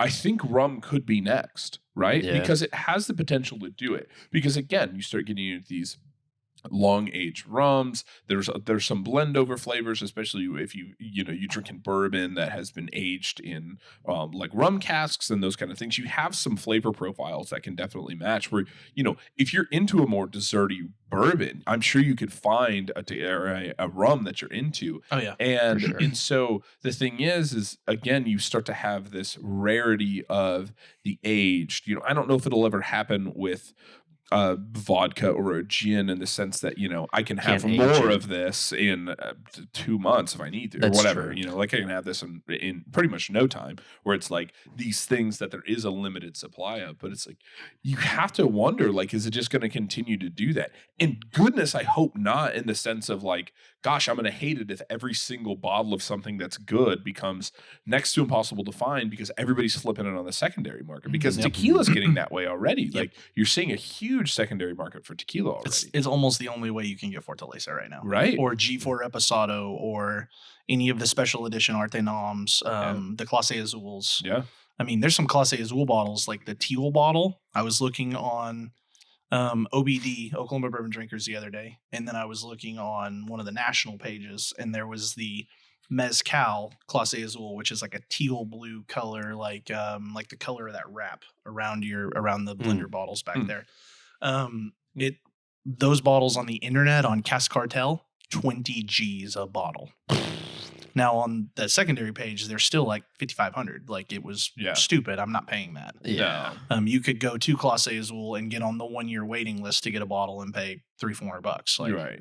Which my neighbor did that, and it's gonna be cool. Yeah. But no, you're exactly right. Tequila is 100%. If you're not into tequila now, it's too late. Yeah. It's too late. Rum will probably be the next one. I feel like it But- has to be. You hit on vodka just a second ago. So there's not really an aged vodka, but there used to be a Grey Goose XO, which was vodka mixed and aged, or not mixed, aged in white cognac barrels. Yeah, I remember that. Like how the Hennessy White is, the Mhm. privilege. Like, Yeah. and it's ridiculously sought after, and Grey Goose doesn't make it anymore. Yeah. Hold on. They did a Hennessy XO, like a white, and they called it Privilege. I believe so, yes. Oh, goodness. That's ridiculous. So insane. We should spend some time on this topic. Right? I'm just kidding. I just said to make sure I heard that right. Yeah, like it's Jeez. called privilege. Yeah, I believe it's called privilege. If it's not, it should be, because that's hilarious. In St. Lucia, of course, we get at the airport. This airport is like smaller than your warehouse, and So massive. Yeah, and we're sitting there, and they have like 3 duty-free stores, before you get on the plane, and they just have cases of this Hennessy White. I'm like, that's the stuff everybody's looking for. It's on cruise ships. It's only out of country. You can't get it in the U.S. and it's good for cognac, but I like Cognac Park better. It's better, but like $130. I don't know if I've really tried much cognac. I'm bringing cognac and tequila and rum next Dude, time. we're going to have a full table Yeah. of bottles next time. It's going to be great. And we're sleeping here. Cognac is fun because cognac is brandy. Yeah. But it's just aged in the cognac region of France. And so there's like regions. So take like a giant circle, and then the smaller you make it. So region 1 is the most outer, then region 2 is, inner, 3, 4, 5, and then you start adding elevation when you go from 3 to 6. And 6 is the most elevated stuff, like made up on the mountain and stuff. And there's some stuff called by Cognac Park that's like 130, 150 a bottle.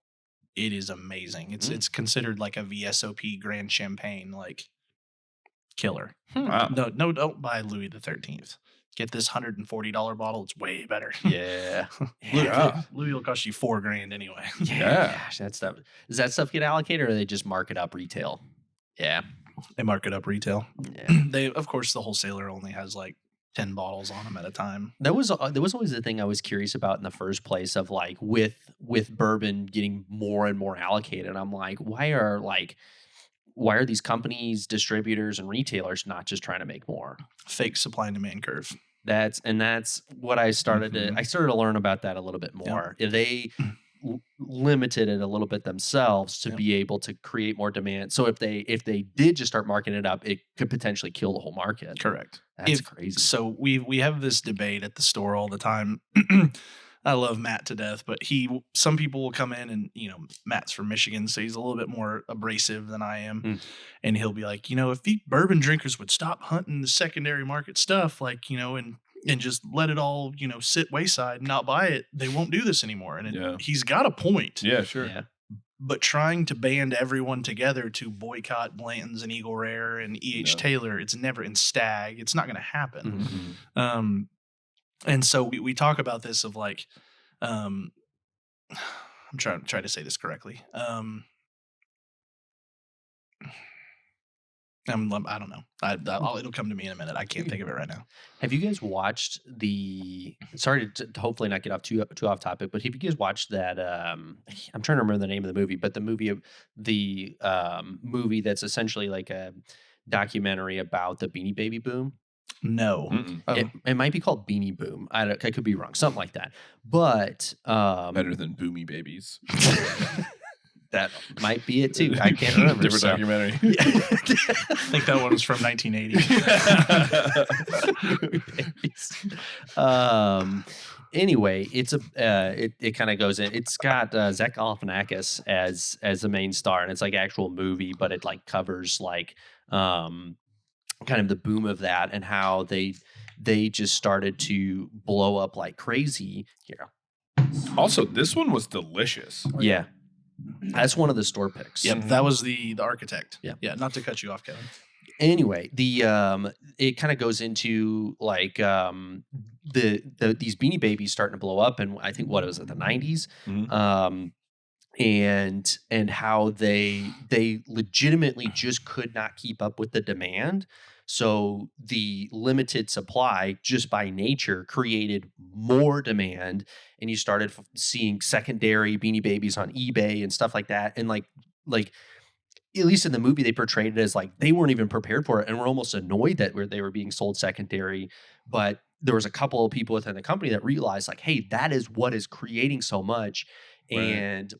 And it sounds like, again, I'm just portraying, like, this is what the movie was portrayed like, but the owner of the company, the founder of the company, kept just trying to keep up, which they were trying to do since the beginning, and they eventually did catch up. Yeah. And that's where everything crashed and why Beanie Babies aren't popular anymore. Because they finally had enough to where you could get whatever you wanted. Yeah. Yeah. And because they're stupid. you never understood why that was so popular. My mom was big into Beanie Babies. Yeah, my mom was too. I remember getting Beanie Babies when I was a kid. Totes, just those plastic totes just full of them. People got apparently crazy about them. My mom. Ryan's got a point. My mom's mic click on. I got a red one from Berlin Hard Rock in my just like random stuff that just sits in a box. Hell yeah. How much is that worth? Pull it up. I've never looked. Go look. Report back. My mom's honey hole was Mercy Hospital, the gift shop. They got the honey hole for Beanie Babies. I love that. We would go to the hospital to just see what their shipment was. And we'd walk in the gift shop and they're like, "Oh, are you buying a gift for somebody?" It's like, no. No one's here. We're hunting Beanie Babies. We're here for the allocated Beanie Babies. I'm 12. I'm security. We're here for Beanie Babies. Gift shop retail really took a hit after the Beanie Baby boom died. Tell you what, sad to see. You said that you made me jog my memory from earlier. But yes, basically it's a supply and demand curve. It's a false implemented one. I mean, have you ever watched Neat, the documentary? It's on Hulu, and it's a really, really good documentary. You get to meet the master distillers at Four Roses, Buffalo Trace, so on and so forth. Bullet, yada, yada, yada. And you get a little bit of an idea of kind of what they and their parents, some of them are second and third and fourth generation, what they went through during the whole bourbon boom. And I would say they're not trying to do it to the extent of, like, you go on a Carnival cruise ship, your glass of Buffalo Trace will always be full. Doesn't matter. They always have blends. They always have Buffalo Trace, Eagle Rare, things like that. But you go to certain states, and each state has their one allocated release. So, like, here in Oklahoma, Weller Green is normal for us. You go to Missouri or Texas, shit is gold. Yeah. Wow. But you go to Missouri, they have Eagle, no problem. Always. You go to Arkansas, they have blends. You go to Kentucky, they have Stag. Different states have their one allocated release, and I think they're not so much doing it or I think at the beginning they weren't necessarily playing a fake supply and demand curve. I think they were genuinely surprised by how big bourbon got. I mean, when we were kids, did our parents drink bourbon? Yeah. I didn't remember my grandfather drinking bourbon. I didn't remember, my parents ever drinking it. Mm-mm. It was like a 60s, 70s type thing. And then it kind of died off. Vodka and other stuff got popular. Yeah. Weed. People were drinking Zima instead. Zima, yeah. Dropping Jolly Ranchers and that shit. right. And I've even heard that like even back in the day when bourbon was popular, that the stuff that was aged crazy long wasn't that popular. Yeah. Pappy Van Winkle used to sit on the shelf in most states and it would Yeah. collect dust. I That's did hilarious. read Nope, sorry. No, you're good. I was just, yeah. thank you. I did read the biography on the grandson that ran the distillery and the company. Yeah. Have you read that book? No, I haven't read the book. No. Okay. No. It was a pretty good one. The book itself, the author of it put in a lot of his own story about like his wife and kid, which was kind of interesting. Not exactly what I was reading the book for, but I know you're here for the Pappy stuff, but listen to my Back in my day. But it was really interesting. He kind of talked about his. Gotta drink the water. Yeah. Sorry. But he kind of talked about when he was a kid that their bourbon did pretty well. And then he went through, kind of the bourbon drought where he was just scraping by with the company, just doing whatever he could, which is crazy to think about. Yeah. And then all the way into it today where it's just blowing up like crazy. And the funny part is again, he's doing way better than he was before, but he's not making multiple thousands of dollars on those bottles. He's selling it to these distributors for wholesale. Pennies on the dollar wholesale. Yeah. That's such an interesting dynamic too to think about. Is like, the people who are making it, like they are, it's such a small thing for them. Yeah. Well, maybe not, but comparatively, that's crazy. You want your mind blown for a minute? I would love to. Think George T. Stagg, BTAC, like Mhm. one of the 5 BTACs. Those retail for MSRP $118. The wholesaler sells them to me for $78. The wholesaler probably buys them for around $55, which means that Buffalo Trace is selling a bottle that on the secondary market right now last year went for 2 G's for about $50. Could you imagine? Could you imagine Defined Isolate being worth $2,000 online? And we're like, we sell for $50. We just got to limit it. Yeah. Golly, man. Yeah. That's a crazy thing. And that's what's crazy is like Trace isn't making, the money off that. It's that, the wholesaler bought it. I sold it to me. I sell it to somebody. That person then decides, are they going to flip it and never get to come to a sale again? Or are they going to keep it forever? Well, if they do flip it, that one time they made a ridiculous amount of money. Yeah. But it's nowhere near like the original maker isn't making anywhere near that. Yeah. The flippers are really the only ones making crazy amount of money on it. That's wild. And it's right now the market's set up currently where it looks like, at least from the reports I've read, if you took the entire bourbon market, 1/3 of us are drinkers, 2/3 of us are flippers. Jeez, Which man. that's sad. Yeah. Yeah. It's the 2/3 is really making it a lot harder for the 1/3. Yep. I would like to pause for just a second. Ryan, any update on the Beanie Baby? It's a solid pause. It's about $12. Hey, do you know what you got it for? The present. Oh, free. 1,200% $12 markup. profit. Got it as a baby. So How long you gonna hold on to it for? Why? There might I'd be have to another find one. it, to be honest. All right. Well, $12 is sitting somewhere. Yeah, I'll just hold it for a little bit longer. Maybe get 24 by next year. That's good. That's good odds. I have to pee real quick. I'll be back. What a bum. So it's funny, we were talking about the Nintendo 64s earlier. Mhm. In college, I was broke. So I sold my Nintendo 64 and Mhm. like 50 games to the local like game exchange place in Yeah, Edmond. right. And they gave me like, $200. Yeah. And then now I bought another one at my house, and I paid more than what they gave Yeah, for just the console. Oh, for sure. Dude, it's so funny, man. Like, it's really interesting to see how these markets kind of develop for stuff like that. And I get the nostalgia idea with like the N64, but it is so interesting listening to you talk about the market for just like different, whiskey specifically, but just alcohol in general, where it's just like, it's crazy how much this stuff kind of goes. I'll start to tell a story because I think Kevin's almost done anyway, and he's heard it a million times. But I have a bottle, and I'm curious your opinion on the bottle because I really don't know a ton about it. Mine is just owning it and enjoying it whenever I've had the opportunity to. But I have a bottle of Orphan Barrel Barterhouse. Ooh. And the story on this is funny because I found it at a small liquor store in Missouri. Oh, I probably bought that Orphan Barrel Barterhouse 10 years ago. That was before you moved here. Yeah, so I'd say probably 10 years ago. And this is when I was getting into whiskeys, and I had, the first whiskey I had that kind of was like, hey, I'm going to go check this out again, was Woodford Double Oaked. Yep. That was like the first one that I had that I was like, I'm into this. And I went and bought a bottle of Woodford Double Oaked. But that Orphan Barrel Barterhouse is a 20-year bourbon. I found just sitting behind some other bottles like misplaced at a liquor store, and didn't have a price tag on it. And I brought it up to the counter, and the guy scanned it and it wouldn't scan. And I was like, well, how much do you want for it? And he's like, I don't know. And he's like, my whiskey guy who knows all about this isn't here. And I'm like, well, how much do you want for it? And he's like, $30. And I'm like, in my soul, I can't pay you $30 for this. And he goes, appreciate you being honest. $40? And I go, yep. Hey, you gave him an opportunity. Yeah, I my conscience is clear.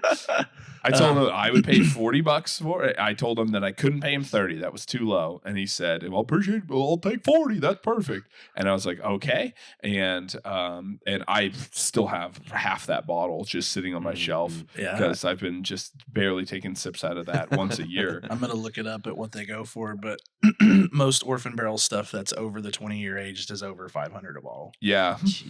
If it's an old blowhard, it's like $1,500. That's crazy. And I remember being able to find those from time to time. They'll mark up their stuff retail a little bit more than other companies will, right? So realistically, like it's same aspect as like if you get something from Define or whatever, it's that you pay a price for it, and then it is completely your determination on what you want to put it at your store. Yeah, you have to stay. That's the truth. I've seen some other stores. Yeah, you have to you have to keep in mind that if you're gonna sell, Eagle Rare for $199, you're never gonna sell it. Yeah. Grand Cru. If I wasn't gonna say it. I wasn't gonna say it, but I've seen some crazy ones. You want you have to stay $100 for a Whistle Pig 18? Yeah.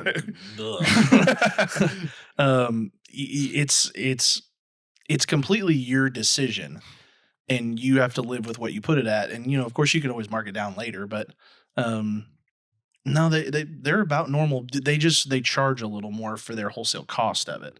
So like we don't see any old blowhard anymore, but we'll still see Barterhouse. We'll still see Muckety Muck. So I have some Muckety Muck 26-year at the store right now, which is a Scotch.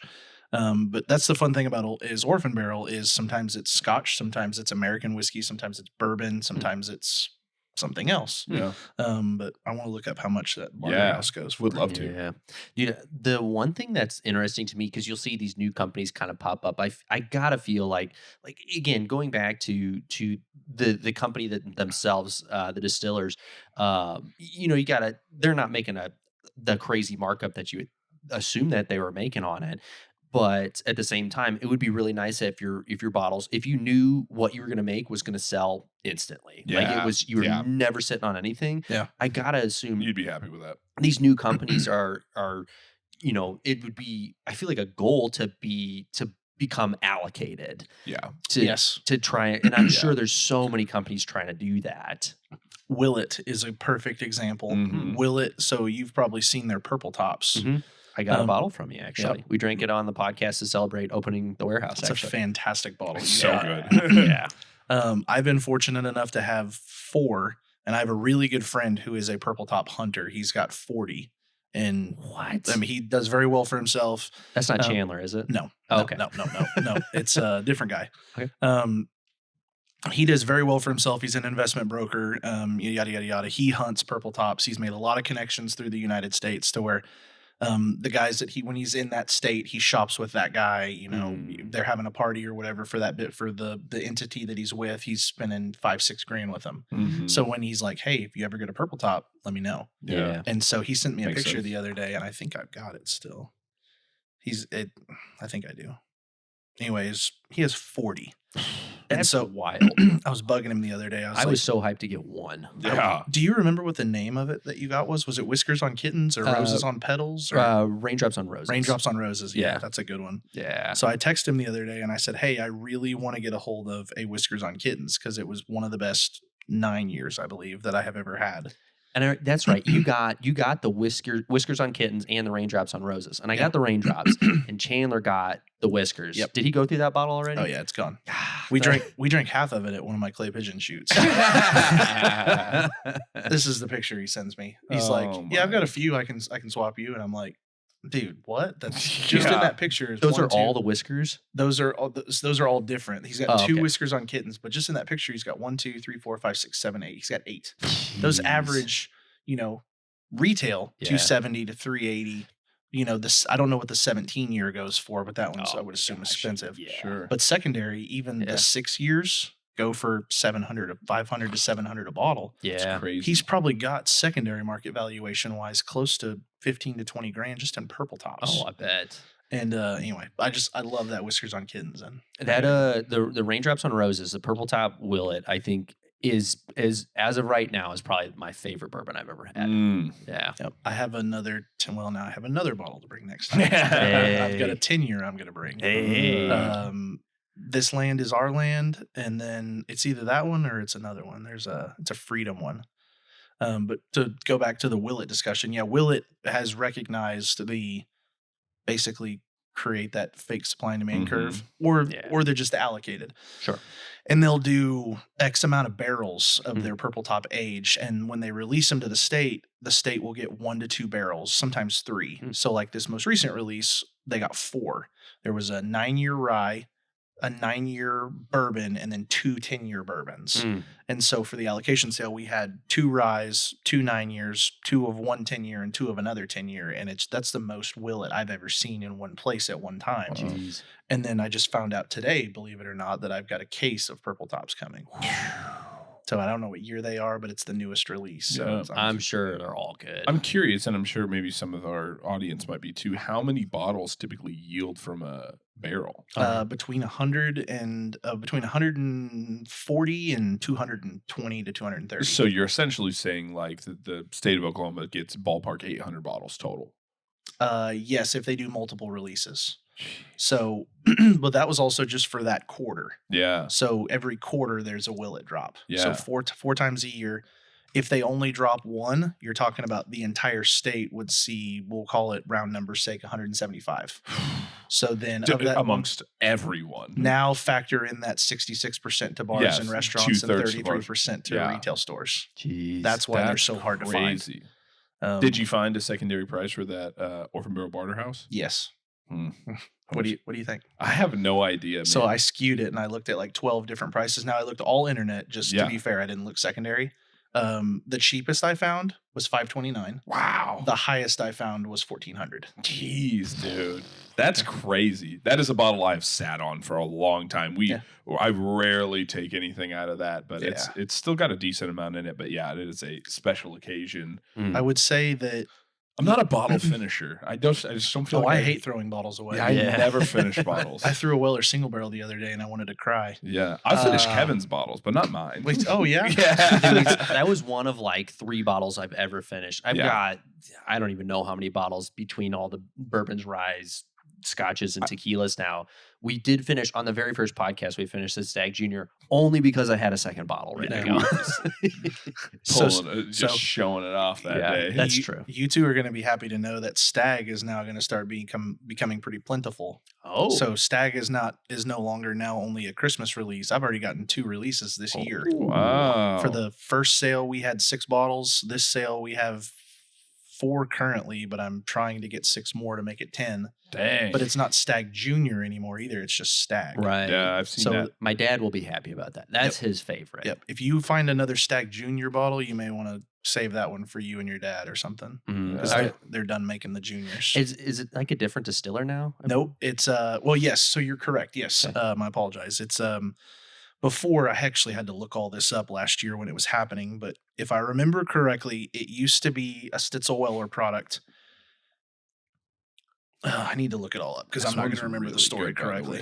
This Penelope's very tasty. He asked. So yes, he's looking that up. I'll ask you. Did he tell you what proof that was? Can you guess? This one I'm currently drinking. Yeah. I'm gonna go off taste and not off of you saying something. You know what I mean? I'm not gonna Right. guess because like you said something. No, yeah, I I'm gonna appreciate go you. just off of taste.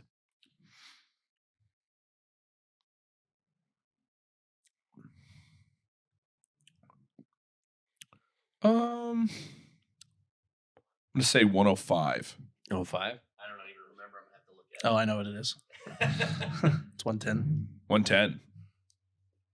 It's good. It is very I good. really like this. That's a really high proof toasted barrel. Like I don't feel like I see toasted barrels that are that high proof. Yeah. But that one Oh, is sorry, 111. I lied.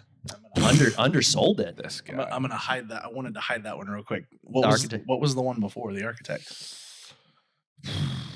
I'm gonna say, man, I'm gonna probably ballpark in the same range. Obviously, that's kind of a, that is the range that they typically fall in. But I'm gonna say the Architect was over 100, under 110. I'm gonna give it. Remembering back, 102. 110. 110. Wow. The So- Architect tastes tastes like a 90 to me. Yeah, super smooth. That's what's unique about these two is they're within 1% difference of each other, but they taste so drastically different. So drastically different. I think this is exactly a perfect example of a flight to do that no one would be able to do, suckers. But that just shows within one line of, like one distiller, one line of things within 1% of each other, like he's talking about, like this and they are miles apart Mhm. of like what whiskey can be within its own realm.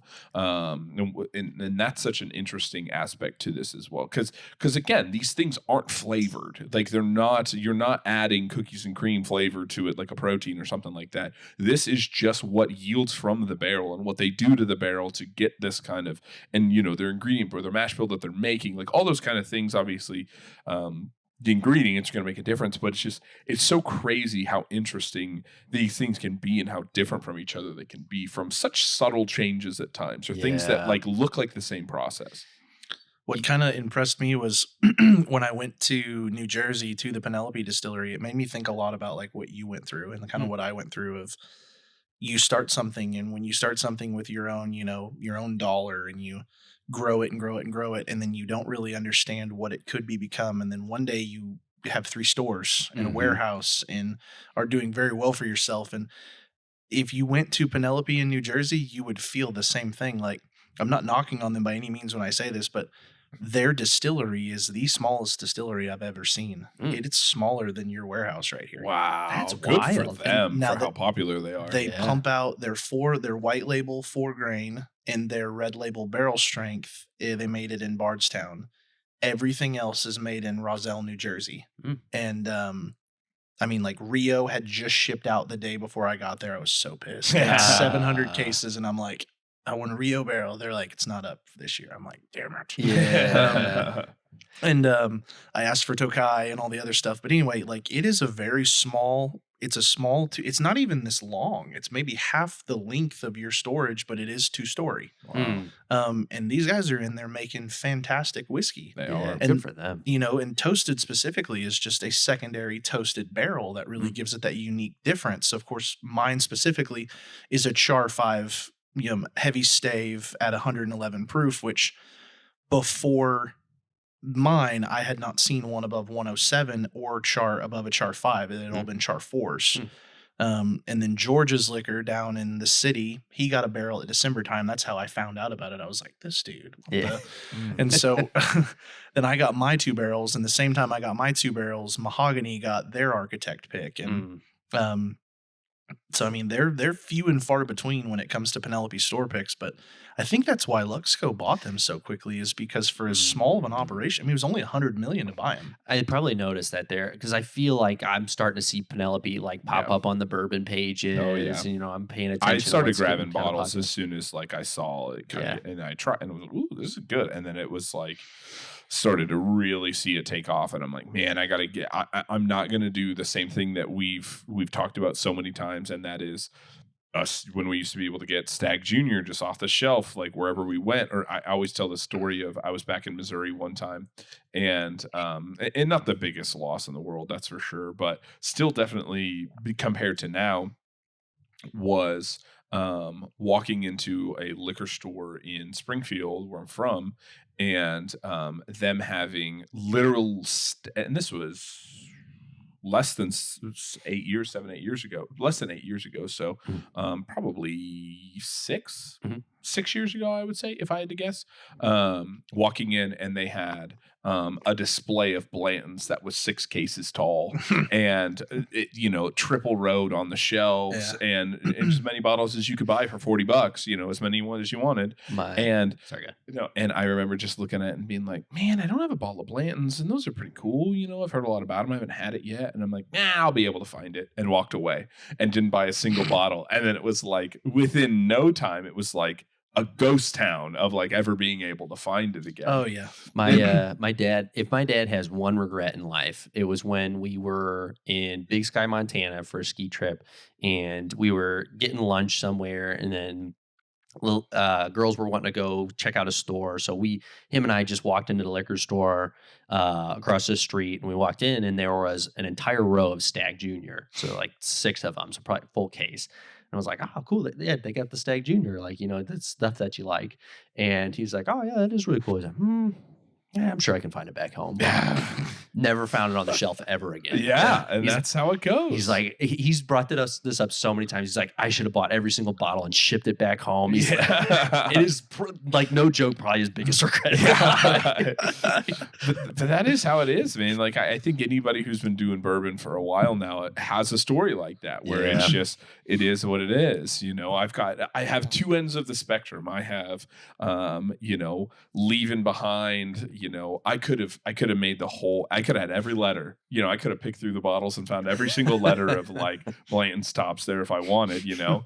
I've got that. And then I can't say I didn't take my opportunity whenever I came across a bottle of Pappy. So yeah, I took my chances on Pappy when it was cheaper. I had some years where we were buying 12 years when they were $600 a bottle, and the lot Bs are fantastic. Yeah, but back to talking about biggest regrets, like when I had the E.H. Taylors and all the Wellers on the shelf, and it was no big deal. I had a guy walk in, and he was like, E.H. Taylor barrel proof? And I said, yeah. He's like, $83.99 a bottle. I'm like, yeah. He goes, can I get a discount if I buy 6? I'm like, sure. He bought every bottle I had. Gee, I bet you were happy that day. Oh, that day I was in a great mood. I went home and made the best cheat day sandwich ever. And then the next day I went to order E.H. Taylor and was told it was allocated. Oh no. And then the same thing happened with the Weller. Guys, you're so much more prone to regret in that industry because you're buying and selling constantly. I had no idea what was happening. Yeah. I had 8 different Bookers on the shelf, 6 deep. Like, you know where the old Forester is in the store? Bookers is underneath the Angel's Envy in the back left corner. Yeah. It was 8 different Bookers. So it was 4 releases from the 2015 release, 3 releases of a 2016, and 1 of the 2017s. Jeez. And I'm just sitting there just like, no. And the guy's like, how much for all of it? I'm like, well, they're like, you know, 60 some odd bucks a bottle. And he's like, I'll take them all. And next thing you know, it's Booker's is gone. Like, Dude, I remember buying Jeez. Wes Osborne, a Mhm. bottle of Booker's when like his wife got pregnant, and that was like I was like, oh, that's nice. And dude, you used to be able to see Booker's everywhere. Booker, dude, that like I haven't even thought about how the last time I saw Booker's on the shelf, but I used to see it. It used to be anywhere you went to, I could buy a Mhm. bottle of Booker's, whatever. Yep. Not anymore, man. that was before I liked overproofs. I honestly wasn't a huge fan of it. Yeah, right. Now I look at it, I'm like 128 proof. You're not an overproof. Give me the Stag Junior. Yeah, Kevin, tell him what I did when I came across the one bottle of Pappy I've ever seen. Oh, yeah, we've got a friend, college friend, that was at my bachelor party. And that's really big into bourbons. He works for a distributor, and he gets word on when they're putting bottles in certain Distributor in places. Missouri. And he brought a handful of really cool stuff, and, Yeah. and one of them was a Pappy 10-year. Yeah. And we were just We've been drinking.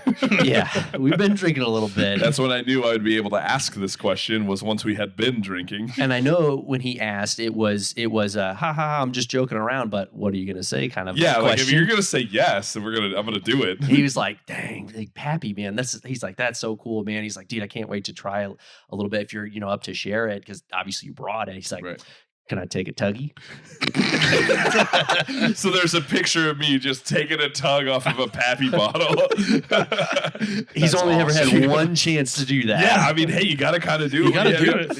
Yeah. And I will always remember I got the idea from your dad, you telling me the story yeah. secondhand of your dad hanging out with Mark Burley, who was a MLB pitcher forever. White Sox. Yeah, and but from St. Louis, and he had a mutual friend, and Mark Burley was just walking around, and they were hunting or something like that. It was like a hunting lodge. Yeah, like, and he's just got a bottle of Pappy in his hand. He's just taking tugs off of it. Taking a tuggy. Yeah, people are taking just- a tuggy off a Pappy bottle. people are just taking shots. Like, yeah, Do you remember when Chandler and I went to Kentucky? Did I tell you that story? I don't think so. Okay, so we may or may not have been going there to buy alcohol. For this purpose, we weren't. Probably not. Yeah. We bought it legally. Yeah. Totally. But so we're in Kentucky, right? And we're staying at the Omni, and I had never stayed at an Omni before. Mhm. And we're in Bardstown. He and we went and checked out all the distilleries and all this stuff, and then went to these places to buy some bourbons and whatnot. And then we go down to the bar, and at the bar they had all of the Pappies, and they had Old Forester birthday bourbon like 2020, 2019, 2018, Jeez. E.H. Taylor like 4C. They had a bunch of stuff, and I was just blown away.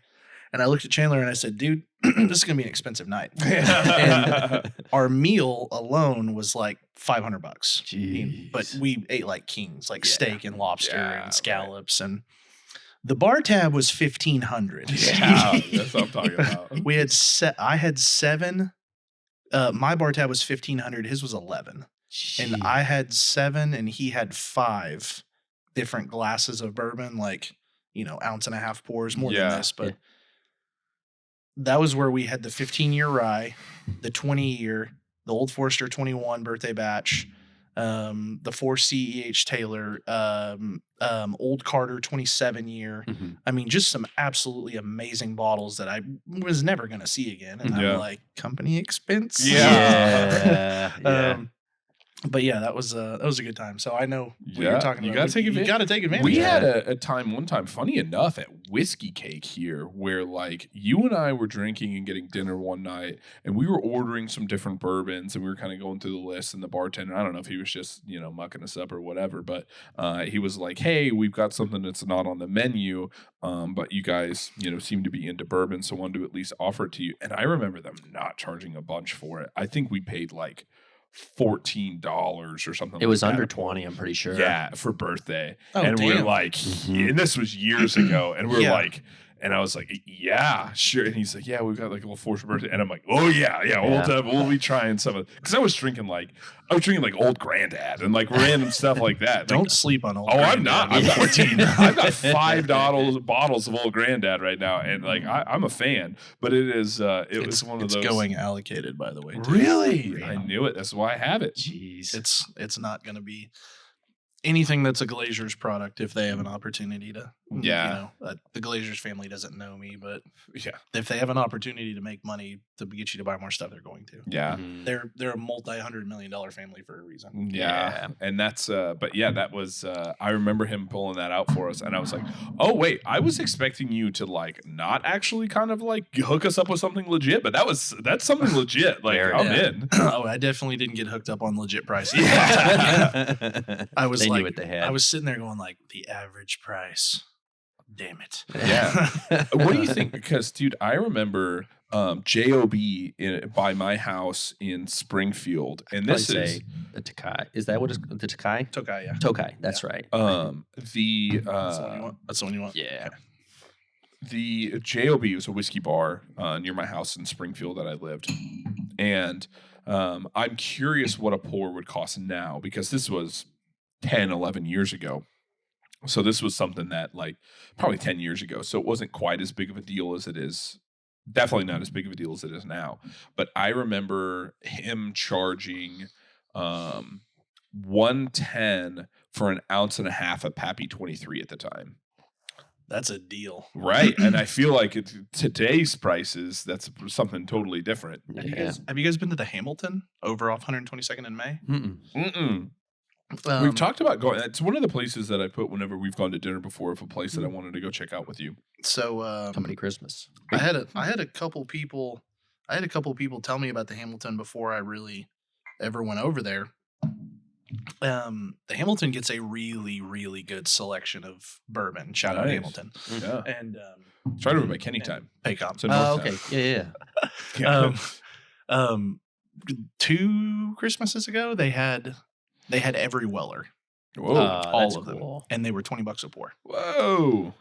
Now, if you paid for green, 20 a pour. But if you paid for single barrel, 20 a pour. Yeah. Right. So it Huh. averaged out in the Yeah. long run. Yeah. you used to order single barrel. Yeah. I think you had to get a flight. That makes So sense. you got all 6 and it was 120. It was That would be 20 cool a to pour. do. Hey, that's worth it. I think that's a steal. Yeah. Then I showed up another time and they had 3 of the 5 BTACs. They had George T, William LaRue, and Thomas Sandy. No Saz or Eagle, but that doesn't come to Oklahoma. Sure. Yeah. I mean, they have a kill. And then to speak on earlier, sidebar, you guys were talking about whiskey cakes. I had back in April, I was doing a barrel tasting, like Barrel, the company, the Oh yeah. Sure. yeah. And I put it in my They got Facebook cool story. looking bottles. They have cool bottles. They're expensive. Yeah, They're they are. all $100, and I don't Yeah. know why.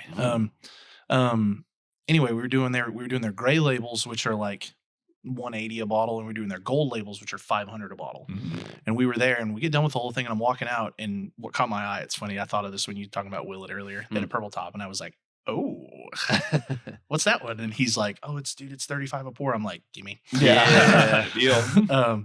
So yeah, whiskey cake and the Hamilton. Definitely go to the Hamilton. Yeah. You guys, they have really good food, and it's a chill atmosphere. you Yeah. know, Yeah. but they've got some solid bourbons. Dude, I went to I'm blanking on the name of it. It's downtown. It's the old bank. They renovated into a restaurant. Basement is a bar. Oh, Stock and Bond. Yes. Yes, First I was National. there. I was Yes. there a month ago. So we went to dinner with some friends. This is several months ago, and we were walking out. This is a whole funny story. We're walking out, and I see a guy. We're sitting all like it's a big crowd under like right like at the bottom of the stairs, all waiting for like Ubers and stuff because it's raining out. And I look over and I see a guy with a tattoo, and I'm like, I recognize that tattoo. And I look up, and I'm like, but I don't recognize that guy. It's so weird. And I'm like, where do I know that tattoo from? And I finally realize that's Will's tattoo that we work with. And I'm like, Dual citizenship, Will. yeah, dual Okay. citizenship, Yeah, Will. Kiwi. And I'm like, The Kiwi got Yeah, okay. that got his balls shaved. Yeah. Full circle. yeah, we always make it for a full Yeah. circle. But I'm like, why does this guy have the same tattoo? I'm like, wait, I think I remember hearing that his brother got the same tattoo when they were in New Zealand. I'm like, dude, that's got to be his brother. So I ask him, like, hey, totally weird question. Are you Will's brother? And he's just like, yeah. Like that is a really weird question. I'm like, dude, I recognize you only from your tattoo. I've never seen a picture of you, but you have a very similar tattoo to Will. And he was like, oh yeah, man. I'm like, dude, I work with him. And he was like, dude, Will's in the basement at the bar right now. Like my whole family's down there. It's my dad's. I think it was his 50th birthday. Yeah. And So we're like, okay, we got to go see Will really quick. So we go down there, and Will's just hammered, and he was like so embarrassed. He's like, "Oh, dude, I didn't want my boss to see me." Like, Classic Will. Yeah. So so we're down there, and I brought the lawnmower. So I'm looking, and they had like a pretty good selection. They had a bunch of Willet bottles, and I had like wanted to try a purple top, but I had never got the opportunity to. And I saw they had. It looked like it was so dark in there. I was like, I think that's purple top, but I couldn't even tell which one it was. So I asked the bartender, I was like, hey man, is that purple top? And it's so loud, I can't hardly hear him. And he was just like, seemed like he didn't really know what he was doing. Good. And he was just like, perfect your time. Yeah. Take your time, take your advantage. And so it's $12. Yeah. Take the whole bottle. So he pulls it. I'm like, dude, it does it just have a purple top to it? Yeah. And he was just like, oh yeah, it's purple. And I'm like, how much is a pour of it? He's like, let me look it up. And he spends a little bit of time looking, and he can't find it. And he pulls it up, and he was just like, man, honestly, there's not even enough in here for a full pour. It was like probably an ounce and a half in there. He's like, dude, you can just have it. Just gave it to me for free. Deal. I still don't know which one it was because it was so loud and so dark I couldn't see, but it was like, that is fantastic. Had you been drinking that evening? A little bit, Okay. but not much. How much like cinnamon residual did you get on the end? A decent amount. Okay, so that's the ones that have the big cinnamon residual Yeah. are the really good ones. Yeah. Yeah, you probably had a really good one. Yeah. Like a And he got 10-year. fired. That guy got fired. Yeah. Crazy. Oh, that's just. When was this? What year? This was I think probably late last year.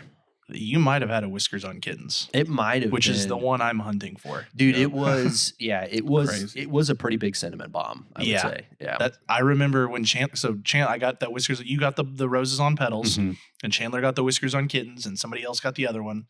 And then I had a shotgun shoot, and I asked you and Alyssa if you guys wanted to go, and I think you guys are going back to Missouri or something to see family. And we were shooting clays, and we got done, and Chandler's just like, well, look what I brought. And I'm like, all right, dude, you got to do that to me. And he pulls it out, and we all start taking drinks, and it's just like, oh my God, this is the best purple top I've ever had. I'd only had like 2 at that time. Yeah. Now I've had like 4 or 5, which You're isn't right. that many, but it's still so good. Yeah. Dude. Have you tried the Raindrops on Roses? I've had Whiskers on Kittens, Roses on Petals, This Land Is Our Land, something Road, like Freedom Road. I want to say I have, but I can't 100% Yeah. say. Okay. I've been very fortunate to have friends that have bottles that were willing to share. Yeah, I'm willing to share mine because I got it from you. So you'd be one of the few people I'd be willing to let have a little. I'll bit meet of you it. at your house. Yeah. Yeah. We're All on right. right now. Yeah. I'll stop and get sandwiches. So I've got one other. This is probably my favorite bourbon story ever. And if there's any time to share it, it's now. So my dad's favorite bottle is Stag Junior. Legitimately, like, again, part of his biggest regret. He's bought a number of bottles secondary. And like, so he, when he retired, he bought himself a bottle for like $300. And he like legitimately will always keep, like, he always has one unopened. Like he'll pay secondary to get Stag Junior. Loves it. And I remember there was one time we were at some liquor store, probably in Missouri, and someone told him about George T. Stagg, and because he was looking for Stag Junior. And I'm like, oh no, we don't have it. And I'm like, man, have you tried the George T. Stagg? Of course, they don't have that either. Why are you bringing it up? Yeah. But my dad's like, no, what's that? And he's like, oh, it's like the Stag Senior to the Stag Junior, and it's like, kind of went all into it. And my dad is like, I have to have a bottle. And of course, it's next to impossible to find. But we've got the Buddy in Springfield, Missouri. The Pappy Tuggy. The Pappy Tuggy Buddy. Pappy Tuggy Buddy. That's a thing now. Yeah, Yes. Colt will appreciate being called that. Yeah, he'll like being that guy. Yeah. He may not like us outing him on letting people take Tuggies out of his Pappy. Yeah. But if we have to name him, his name is Steve. Steve, yeah. Yeah, we'll cut Colton out. Yeah. Colton Hassel? Well, shit. Anyway, he would always ask me, because he was, really big into bourbons. He's like, dude, like, if you're ever looking for anything, let me know. He just loves to be a friend, loves to be helpful. Yeah, he's so cool. Super cool guy. Best. And I was like, dude, like, to be honest with you, like, the one thing you could find for me, because I know he can find really good bottles. The one thing you could find for me is George T. Stagg. And he's like, that is going to be a tough one. That's a tall order. And I was like, dude, I'm like, honestly, that'd be the only thing I'd ever ask for, you know? And Like, I won't ask for 5 more years. yes. Yeah. So he legitimately like would ask me periodically, and I'd keep telling him like, man, that's the only thing. Like, you're gonna spend effort on something. He spent several years like keeping an eye out for it, and then it was a while since I had heard from him, and I was like, man, I'd still really like to get my dad a bottle. And we were running into, it was going to be his birthday, his Christmas, and retirement all within like a month. And I was like, man, if there's a time to do it, it's now. And I legitimately started looking at secondary, which at the time I think was, what's it go for now? Like, it depends. So for a George T, closer to Christmas, they're high end 18 to 19, 2000. Sometimes the low end, at least in the last 3 years, I've seen them as low as 800. I think so. I was looking, I think this was 2021. I could be wrong, but I think it was around $1,000. I'm like, yeah. And I was legitimately considering it. I'm like, dude, that is so much money for bourbon, but how cool would that be? Yeah, you're knocking 3 big steps off. Right. Like, this would be the coolest present he could ever the get. trifecta present. Yeah. Right. And I eventually was like, man, I just can't bring myself to spend that much on bourbon. Understandably so. Yeah. Yep. And no shit. Probably 3 days after I gave up, like trying to find it. You'd put it out of your brain. You were done with it. Yep. He Colton Hessel Steven, sorry. Text me a picture of him holding a bottle, and he said, guess what? And I can legitimately remember where I was at. I just left the dentist, was sitting in my truck in a parking lot. Like, what the holy shit, man. Like, dude, this could you just send a picture of a winning lottery ticket. Yeah. Right. And it was like just so perfect timing. Like, he had no idea it was my dad's birthday retirement. And like, he knew it was Christmas, but right. But that's it. Yeah. And I was like, dude, this is like unbelievable, man. And he found it for, I think, like either $250 or $300. Yeah. And so the funniest thing is, that's a steal for that bottle, dude. Yes. So he's in Springfield, mind you.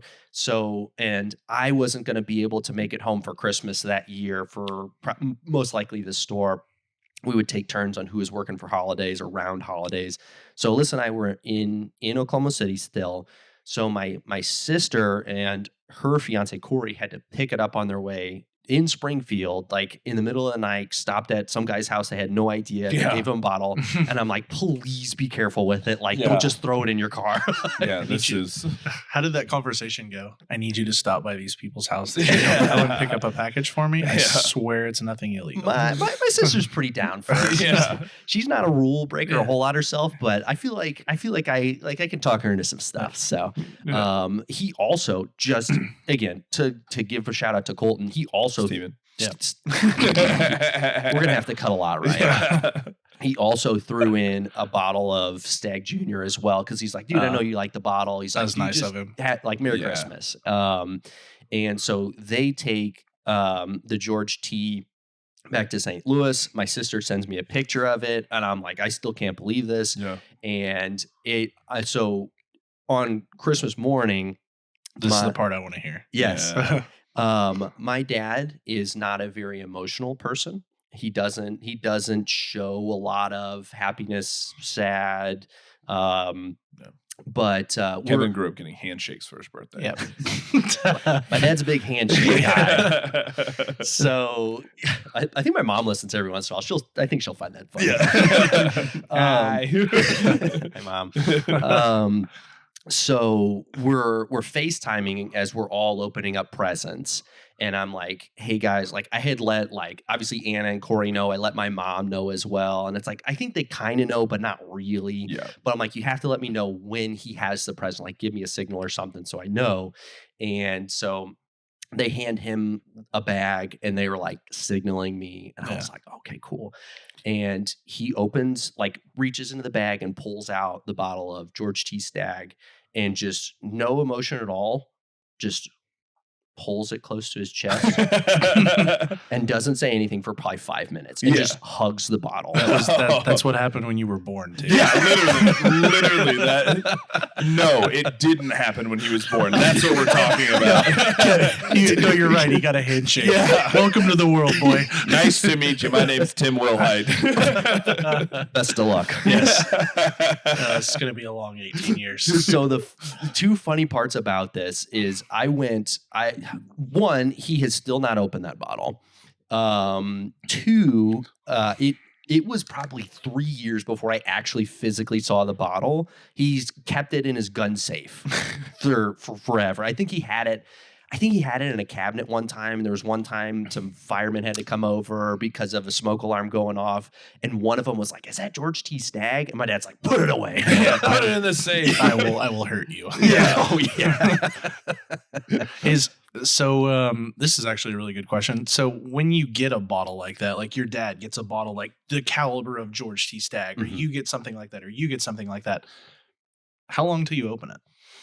I feel like I like usually if it's those kind of things have always been gifts. I think among us, like Kevin and I always get each other bottles for different things. And I would say the majority of times we always just crack them there, take a little bit. And so it's almost like the question is almost, when do I take the second pour of it? Because the second pour of it might be 9 months to a year later. Yeah, that's exactly how I am. So like, it doesn't matter how expensive the bottle is. If I get it, let's open it. Right. And whoever's with me, cool, we're drinking it. Right. We did that so that the purple top, we opened that. It was a special occasion when we signed the lease on the warehouse, or maybe when we moved in or whatever it was, but we were celebrating and we did it on the podcast. And I've only opened it one time since, and it was to pour a couple ounces for my dad to take home and try. So does your dad have an ETA on when he will open that George T. Stagg? Will you be there, or will your sister be there? I had my fingers crossed when I got married. Yeah. That didn't happen. That was apparently not a big enough event for that. How long till his grandson or daughter is born? Late October. Okay. So fingers crossed. Trying for the tip number 2. If that doesn't do it, I'm out of cards to play. We're waiting until his deathbed, I guess. Because it's a girl that you and Alyssa are having, right? Yes. Yeah. So if this one's not it, then it has to be a boy. Yeah, our last Hail Mary will be, and he'll require you to name him George,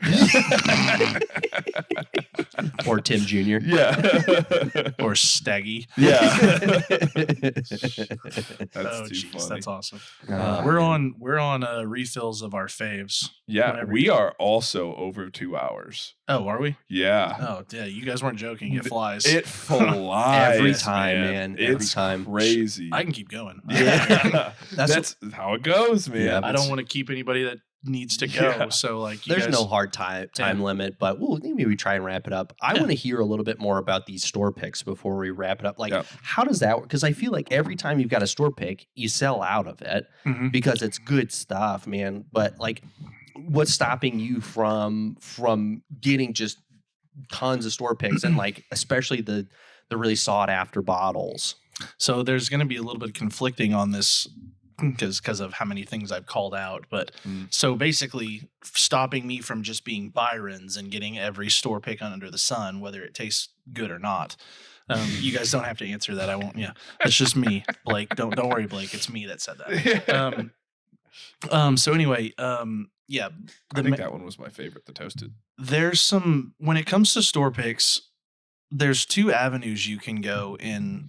As much as I respect what Blake does at Byron's, the manager at Byron's, he is utilizing a market of, there are bourbon people that look for bourbon. They want good bourbon. And I'm not the biggest fan of their Weller Full Proofs, and I think he knows that, and a lot of people that I drink with know that. I don't like their Weller Full Proof store picks. They're not good. It almost gave me, it's a quick 30-second story. The first Weller Full Proofs I ever had were Byron store picks. And I tried 4 different ones from multiple different barrels, and they all sucked. And that gave me the opinionated bias that Weller Full Proof was not good. And then, believe it or not, I was with Jared one night, and he had a non-store pick, and I was like, dude, I don't want that. That stuff's garbage. And I tried it, and I was like, whoa, this is so much better. Like, why? And I won't say what Jared said, but there is a market to just grab any and every store pick you can, Yeah. and I get it. We've probably been presented 15 different barrel opportunities this year, and I've taken 6 of them. And I won't say that it's because they're not good enough. I just like to put really good stuff in front of my customers. Yeah. So like with that Elijah Craig pick and the multiple Buffalo Trace picks we've done, and the Woodford pick, and the I can go on and on and on about all these, and the Penelope picks, and if it doesn't blow me away, Yeah. then I know it's not really going to hit home to anybody that is a connoisseur like both of you guys, or like any of the other, guys or gals that shop with me. So like, I was talking earlier, we've got a Remus pick coming here soon. Hey. That one's going to be fun. So that was one. So we actually went to Stock and Bond to pick that. I was so bougie about it. I made them come to my store that day so I could pick it before everyone else got to pick, because I wanted first pick. Right. So I still feel like I got the best pick. But they're like, well, what do you think? I'm like, I don't care what yours tastes like. I already got mine. Like, which is, not very nice. But I tried all of yours. yeah, I had all y'all's. Y'all's are second rate. Just kidding. Theirs were good. They're just not as good as mine. We have a Remus pick coming. We have a Una Familia pick coming, which is that it's a Reposado tequila. It's going to be a single barrel. It's the first barrel in the state ever. I'm going to get it. So that's so shout cool. out to Tony for that one. And then I have a When do we get paid again? Next Friday? This Friday? This Friday. and then I have a 1792 bottled and bond pick coming. Oh, yeah. So everybody in the state, I don't know if you remember first part of the year, all the 1792 foolproof picks were popping up on secondary market. Toasted Barrel got some, Bacchus got some, Grand Cru got some, yada, yada, yada. I specifically waited for the bottled and bond so I could have it later, and I wanted something different. Everybody's foolproofs. Foolproofs, man. Yeah. I wanted a bottled and bond. What's unique about this bottle and bond, and I'll tell you guys and anybody who is a listener, so, shout out to anybody who listens because you'll have a little inside scoop. It's a rye, and you can't tell it's a rye. Really? It's a 51% rye dominant bottled and bond. Huh. But if you drink it, and I hadn't told you all that, you guys might have picked it up. You guys have palates, but not everyone picks it up. Hell yeah, I do. Pinky up. So we got some fun stuff. There is a 4th barrel that I will not divulge what it is. That is a Christmas time release. We'll just say it's part of the BT family. And if it happens, so there is still that contingency factor of if my wholesaler comes through with what he says he's going to, then we're going to have a fun Christmas release. Heck yeah, But the 1792 is in line first, then the Remus is second, and then the Una Familia. I'm still waiting on barrel release dates, so at some point this year. But to go back to answer your question, you got to just have good barrels. If you don't put things that are worth your customers' time in front of your customers, you're going to lose your customers. That's a good point, because I talked about, and I'm sure there are others like me, that I just buy every store pick that you come out with because I know they're good. But if you started to release some that were subpar, I may start to second guess if I'm going to get that one or not. Yep. So it's and a perfect example of that is we've had 2 different Blue Note picks. The first one I did was 121, and the second one was 123.4. The 121 sold out in 2.5 months. The 123.4 took probably twice as long because it realistically it didn't score as high as the first one did. But then same thing with like the Elijah Craig, sold out in a month and a half. Yeah. I mean, people are still, and I say that there's 10 bottles in this next allocation sale, but everyone's like, hey, we really want face you made. Don't worry about it. People are like, hey, we really want, this Elijah Craig pick. And, do you have any more? I'm like, nah. So, yeah. I don't know. We just pick good bottles. It's an interesting That's what I try to do. Yeah, if it's not worth, I look at it, if it's not worth the dude who's going to come in and spend 60 to 80 bucks on a store pick, if it's not worth their time, then why the hell am I going to buy it? Yeah. Because I'm going to sit on it. I'm not going to sell it. I can't What's sit the here point? and lie to my customers. Right. Yeah. I do have that same ingrained mentality my grandfather taught me of don't steal. You have to be able to sleep at night. Yeah. And so I can't just say oh dude, this early times, Kevin, it's so good. Yeah. I can't do that. Right. It's because you're gonna try it and then you're gonna be like, what the hell? I don't know. It's just me. I Yeah. mean, that's probably why you have a lot of customers that walk in and you Right. know them by first name, because they come in regularly because they trust you. Right. So, Same thing as like when we were looking at Sauvignon Blancs when you and Alyssa were in because you had that gift. yeah. And like Alyssa was like, well, I know Kim Crawford. And I'm like, I won't tell you that. And she's like, well, what do we want? And I'm like, you want this Hunter's Lodge. And, you guys had never heard of it, but I'm willing to stake my reputation on the fact that I know that bottle's killer. Mm-hmm. And it's $8 more than Kim Crawford. And Kim Crawford will work in a pinch, but like that extra $8 like that you guys spent is going to go so much further with your friends than getting a bottle at Kim Crawford. You recommended a bottle of, what was it? Groucho Cellars. Am I saying that right? Yeah, Grishau, yeah. Grishau Cellar. The We drank. Pinot. Yeah. I think that was the one we drank on the podcast, or it was one of the bottles you got. And there was another one called Comtesse Marion. I remember talking to you about that bottle. See, he knows, man. He's got that memory. Tell you what. It sucks. What's my last name? Do you have a gun? But it was that one. And I think I bought another bottle of it, and my mom tried it and really liked it. And she had me pick up another bottle from you and bring it home for Christmas. Yeah, dude. It's when it comes. That's the other thing is like everybody thinks I just know bourbon too. You should have seen me when I was 22 when we first bought the store. I didn't know really anything about wine, so it took me a full year, 2 years of like taking sommelier courses and like learning wine. And then I'd have individuals come in that are 50 and 60-year-old educated individuals that have been drinking wine their entire lives, and they're like, "Oh, well, we're looking for this," and I'm like, "Well, I have these recommendations." And these 50 and 60-year-olds don't want to listen to some 20, 40-year-old talk about wine when realistically, I've probably had more wine than they have. Yeah. And they won't admit it. So, I don't know. It's when I find those bottles like the Comtesse Marion that scores a 94 out of 100 that is $17 that will put, Bella Gloss Clark and Telephone to shame, which is a freaking, it's covered in wax like Makers is. Yeah. When I find them, I just talk about them. Yeah. And, you just try to do the people right. We enjoyed them a lot, even on the podcast. Those were great.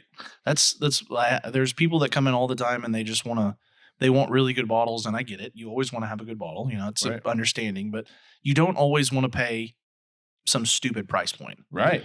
Just because the bottle costs $100 doesn't mean it's good. # Silver Oak. Calling them out. But well, we see the same thing in supplements, though. Yeah. Oh, I would assume that you guys see it in your industry, no problem. All the time. You see X, Y, and Z, and X may be $100 and Z may be $20, and you're like, X and Z are the same thing. Yeah. Why is it have an $80 markup on it? Yeah. Literally. I won't ask you to call them out. Yeah, sometimes we do. Sometimes we try and stay still. It can be a very, in the supplement industry, can be a very cutthroat, prideful thing. Oh, okay, gotcha. Especially on the customer standpoint of it takes a decent amount of education on ingredients, dosing, all this kinds of stuff. So, and people don't want to. Supplement stores, we've talked about this a ton on the podcast, but different stores can be very salesy. So it's better to know your stuff and know what you're getting, so you don't get sold on something you don't need. Kind of situation. But man, it's a big reason why I've from that first trip in, I was like, I don't think I'm going anywhere else. Right. It was you do things very similar to how we do them. Is, man, you were super helpful. You talked me through things. Man, I think the biggest thing was, man, I just got to kind of bro out with you, and like legitimately, I love to stop in the store just to talk with you. But no visual. We'll just do verbal. Yeah. Oh, he's recording on the camera. Well, shit. Didn't know the whole time. Yeah. We got totally been. Do we have somebody ransacking us back here? Yeah. There's somebody here. Quick shout out to Ian. Where's Ian at? Working late hours. Ian, you want to come be on the podcast for a second? Come say hello. You want to come say hi? Do it, dude. Gosh, you're so handsome. You're the cutest kid I know. He looks really Shade nervous. Good. Come on. I remember those days. Yeah, come on in, Daddy. Say hi to the camera. Hello. This is our warehouse boy. His name's what's your name? Ian. And he's normally required to wear less clothes than this, but he's doing good today. And it comes with the warehouse boy position. That's right. We've talked about him on the podcast before, and Patrick was here. He's doing all our wholesale. That's and right. gaining a lot of traction. He's doing he's now great. officially we've transitioned him over to part-time, doing warehouse wholesale, all that kinds of stuff. Mhm. Helping out because Alyssa's pregnant and has a tough time carrying boxes these days. Ian's strong though. Yeah, but man, wholesale is really starting to get going because of this guy here. So Heck yeah. I just wish That's he was a awesome. little more clean cut, you know? So Maybe wait. if he had shaved or something. You say wholesale, so you're getting into like the wholesale aspect of other stores just purchasing from you now. yeah, our Oh, different that's nutrition awesome. products. Yeah. I know you asked me about that at one point in Yeah. time. It's all because of this guy. That's That's right. awesome. It is so much effort. It's a whole different beast It is. outside of selling in our own stores. It's not a fun one. It's- And they're usually cutthroat, and they're like, "Well, that's not a good price. I have to make my profits." and it's and there's a big imbalance of there's way more supplement brands than supplement stores. So these stores can demand crazy margins. They are in crazy,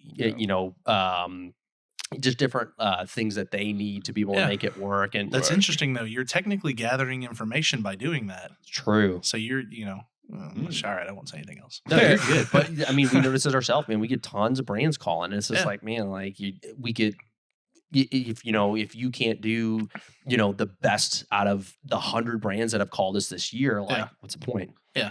Yeah. Well, I mean, from my thoughts, an opportunity where he's dealing with everything now of where you carry X and Y, Mhm. and then people are specifically in, let's just say, Midwest City asking for Z, and Z is like the thing that's selling, Mhm. and you're like, well, why don't we carry Z? And then Yeah. you bring Z in, and it kicks out Y, and it starts competing with X. Like, you're learning basically insider information at the expense of paying this gentleman.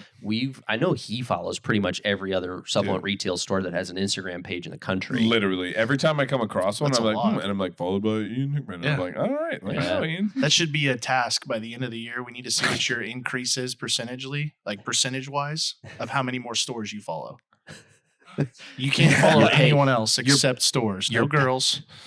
Your pay's now based off of Instagram. Yeah. Yeah. Be careful, Kevin. You may not want to do that. He comes in tomorrow. He's got 50,000 new accounts. I didn't sleep last night. Yeah. He's like sex sells. By the way, we're advertising on Foot Finder now. Well, I think that's a good part for us to wrap this up on. Yeah. Well, man, again, dude, I shop with you because you're a dude I love to talk with. Dude, you're better than any other liquor store I've ever walked into. I've gotten better help, better selection. I feel like a big part of why we bring other business owners on is to highlight their business, get other people interested. Dude, we're talking, and I'm like, man, I need to make a trip to the Wine Barrel. Yeah, You got oh, yeah, me for and Thomas sure. interested. Yeah, So. for sure. Mission accomplished. Yeah. So I'm gonna guess hopefully you see some more people. I didn't have to wave a stag in front of you. You didn't even have to do Or that. a You started- Fortaleza. You started talking about tequilas, and we're like, Yeah. we're in. I say I So, definitely noticed the spike of interest. I didn't know you were as big of a tequila guy. Yeah, man. It's been I'm about half and half anymore, to be honest. That's fair. Yeah. I don't have as many tequila bottles as I do whiskey bottles, not even close, but I'm working my collection up. Just give it time. Yeah, I know. It's just gonna take time. So to be fair, I don't know if you know this, but we do get Fortaleza in the state. It is Yeah. extremely rare. So Fortaleza distributes to Artisan. Artisan is not a wholesaler that every store uses. Now, Yeah. I use all 14, Yeah. but that's because I want the best of what's available. That's how you find things like TLC, which is like Tito's for half the price. Yeah, Shout out TLC. Yeah. Anyways, Fortaleza is the same company that I get Cascanes from, that I get G4 from, that I get Arete from, that I get La Gratonia from. Yeah. So if I get them, I'll think of you. Yeah. Yeah. For real, though. I doubt we'll get many. If Yeah. I get more than one, I'll be shocked. Yeah. If I get one, I'll be shocked. Yeah. I'll be honest. I'm pretty sure I paid $95 for his. That's a steal, dude. Yeah. I mean, Should have bought more. So I have a buddy that was in Grand Cayman in May, and he got 3 bottles for $65 a bottle. Jeez. I was like, "Can I buy one?" Yeah, he was yeah. like, "No." Yeah, right. Dang. But to kind of piggyback off of what Kevin was saying, man, one of the big themes of the people that we bring on here is people who just do things right. And so the more I talk to you, the more I get to know you, and the more I hear stories or just kind of hear from you, even personally, it's just more and more evidence that you just do things right, man. And that's why you've seen the success that you have. And so it's been a blast having you on here. Obviously, super thankful for you bringing this stuff by, giving this the opportunity to have something cool and something special. But again, man, we appreciate you and everything that you do. Because that's the thing I think that above anything else with some of our guests is like what we're trying to promote is just people who I think have the same mindset and the same kind of goal as, Kevin and Tried and myself and all of us do, and just wanting things, just the proof that you can do it the right way and be successful. And that this whole idea that doing things the wrong way or the skeezy way or whatever is the way to get on top. And we're just firm believers that it's not. It's really by doing it right that you're going to get to where you want to get to. I agree. And so we just appreciate you being one of the people who represents that area of business. And that's one of the reasons why I know we were both super excited to have you on. Well, I appreciate the kind words. I appreciate you both having me on. And, I'm by no means anything special. I just try to, get up every day and do it like the rest of us. Heck yeah, man. Say it's a struggle, but we all get through it. And watching your friends succeed is probably the best part of Super cool, man. Yeah. of being a business owner is like, like watching myself do things and then watching you do what you've done and watching you do and watching everybody else just around us that we surround ourselves with doing it the right way and not cutting corners. And, Right. No, I appreciate the kind words. Heck yeah, man. Yeah. Well, dang. Well, this was a long one. It's almost 10 o'clock. Ryan is ready to go. Appreciate you staying a little bit Yeah. later, Ryan. Yeah. Thank you. Sorry, Ryan. Yeah. This was a fun one, man. Just, was a just great one. let me know what you drink. I'll bring it next He time. doesn't drink at all. He's- Never had a sip of alcohol. Yeah, never had a sip. Yeah. Well, you guys you'll have nothing to talk about. Do you like food? He Yeah, loves I love food. Okay, well, I'll just bring you something good to eat. Yeah, next time. there we go. Deal. I'm sorry, Ryan. Ryan's You're a, fine. Ryan's a fat kid at heart. So. Hey, that's Yeah. all right. Yeah. That's right. He's doing good. He's a fat kid at heart, but he's not a fat kid actually. So Yeah. good job, sir. Yeah, he's Thanks. very, very in shape. So- Last thing I wanted to bring up was how badass your tattoos are looking, and I didn't even know you had those. Like the Ooh. time you came in, Sneaky, you didn't have sneaky. you had pants on. Probably. I don't know how I remember Usually that. I don't have pants on. Well, it's a topic for another time. I didn't know you had leg tats, and yours are looking fantastic. And Yeah. I start mine in October. I'm heck yeah, going up man. my whole left leg. So. There you Do go. the same leg, same arm. Yep. Heck I'm not, yeah, I'm man. not going oppo. Do you know general theme or anywhere you're gonna start? Yep. So like for all my stuff, like remember the owl is for Your my stuff is grandfather. awesome, too. Yeah, I the appreciate it. detail work is crazy, man. So this style is called Zentangle. So we did the owl for my grandfather. The lion is for me. We're doing a dragonfly for my grandmother surrounded by sunflowers on the middle of my shin. Same style. Yep, same style. I got some burns I'm trying to cover up, so that'll make them look better. And then do the big sunflower on my knee. So yeah, I'm gonna join the knee Heck club. yeah, man. And then Knee hurts. Oh yeah, I'm prepared. I'm well, I don't know. And I'll ask you this here in a second, but I know we're wrapping stuff up. Yeah. But then turtle on the thigh, and for my mother, surrounded by dragon. What do you call those? Dragon lilies? I don't know, some type of flower. Yeah. Sounds familiar. Yeah, so something in the rainforest. And then we're doing a big phoenix on my side. So that's at least the start of it. You've obviously got more, and you got way more detail than I've got, but we're sticking with the same style. I like it. It'll It'll be man. fun. Yeah. So, Dang. but yeah, should be a good time. Yeah. I'll bet. Absolutely. What is it? Episode 28. 28. In the books. In the books, man. This Chop is it a up. blast. Yeah. It's a good time. Man, it was fun to hang out with you outside of the store. Mhm. You've always got to get to the next customer, and I love to talk to you as much as we can. I've been looking forward to doing something like this forever, and It's a man, yeah, blast. we just had to make it where it was technically work. So Yeah. Yes. to be able to do it. So this was a lot of fun, man. Appreciate you taking the time, and as always, appreciate everybody listening. Yeah. Thank you for having me. Thanks for inviting me. Thanks Yeah. for putting up with me. Yeah. I'll bring you good food, and we'll bring more good stuff next time. That's Heck it. yeah. All right. Hopefully, I'm working on my second or third store. You'll be on like store 12 at that point. Yeah. You'll be taking over other continents. Let's see. I hope you are. Thanks, guys. Have a good one. Thanks. This is the weirdest part, is when you take these off.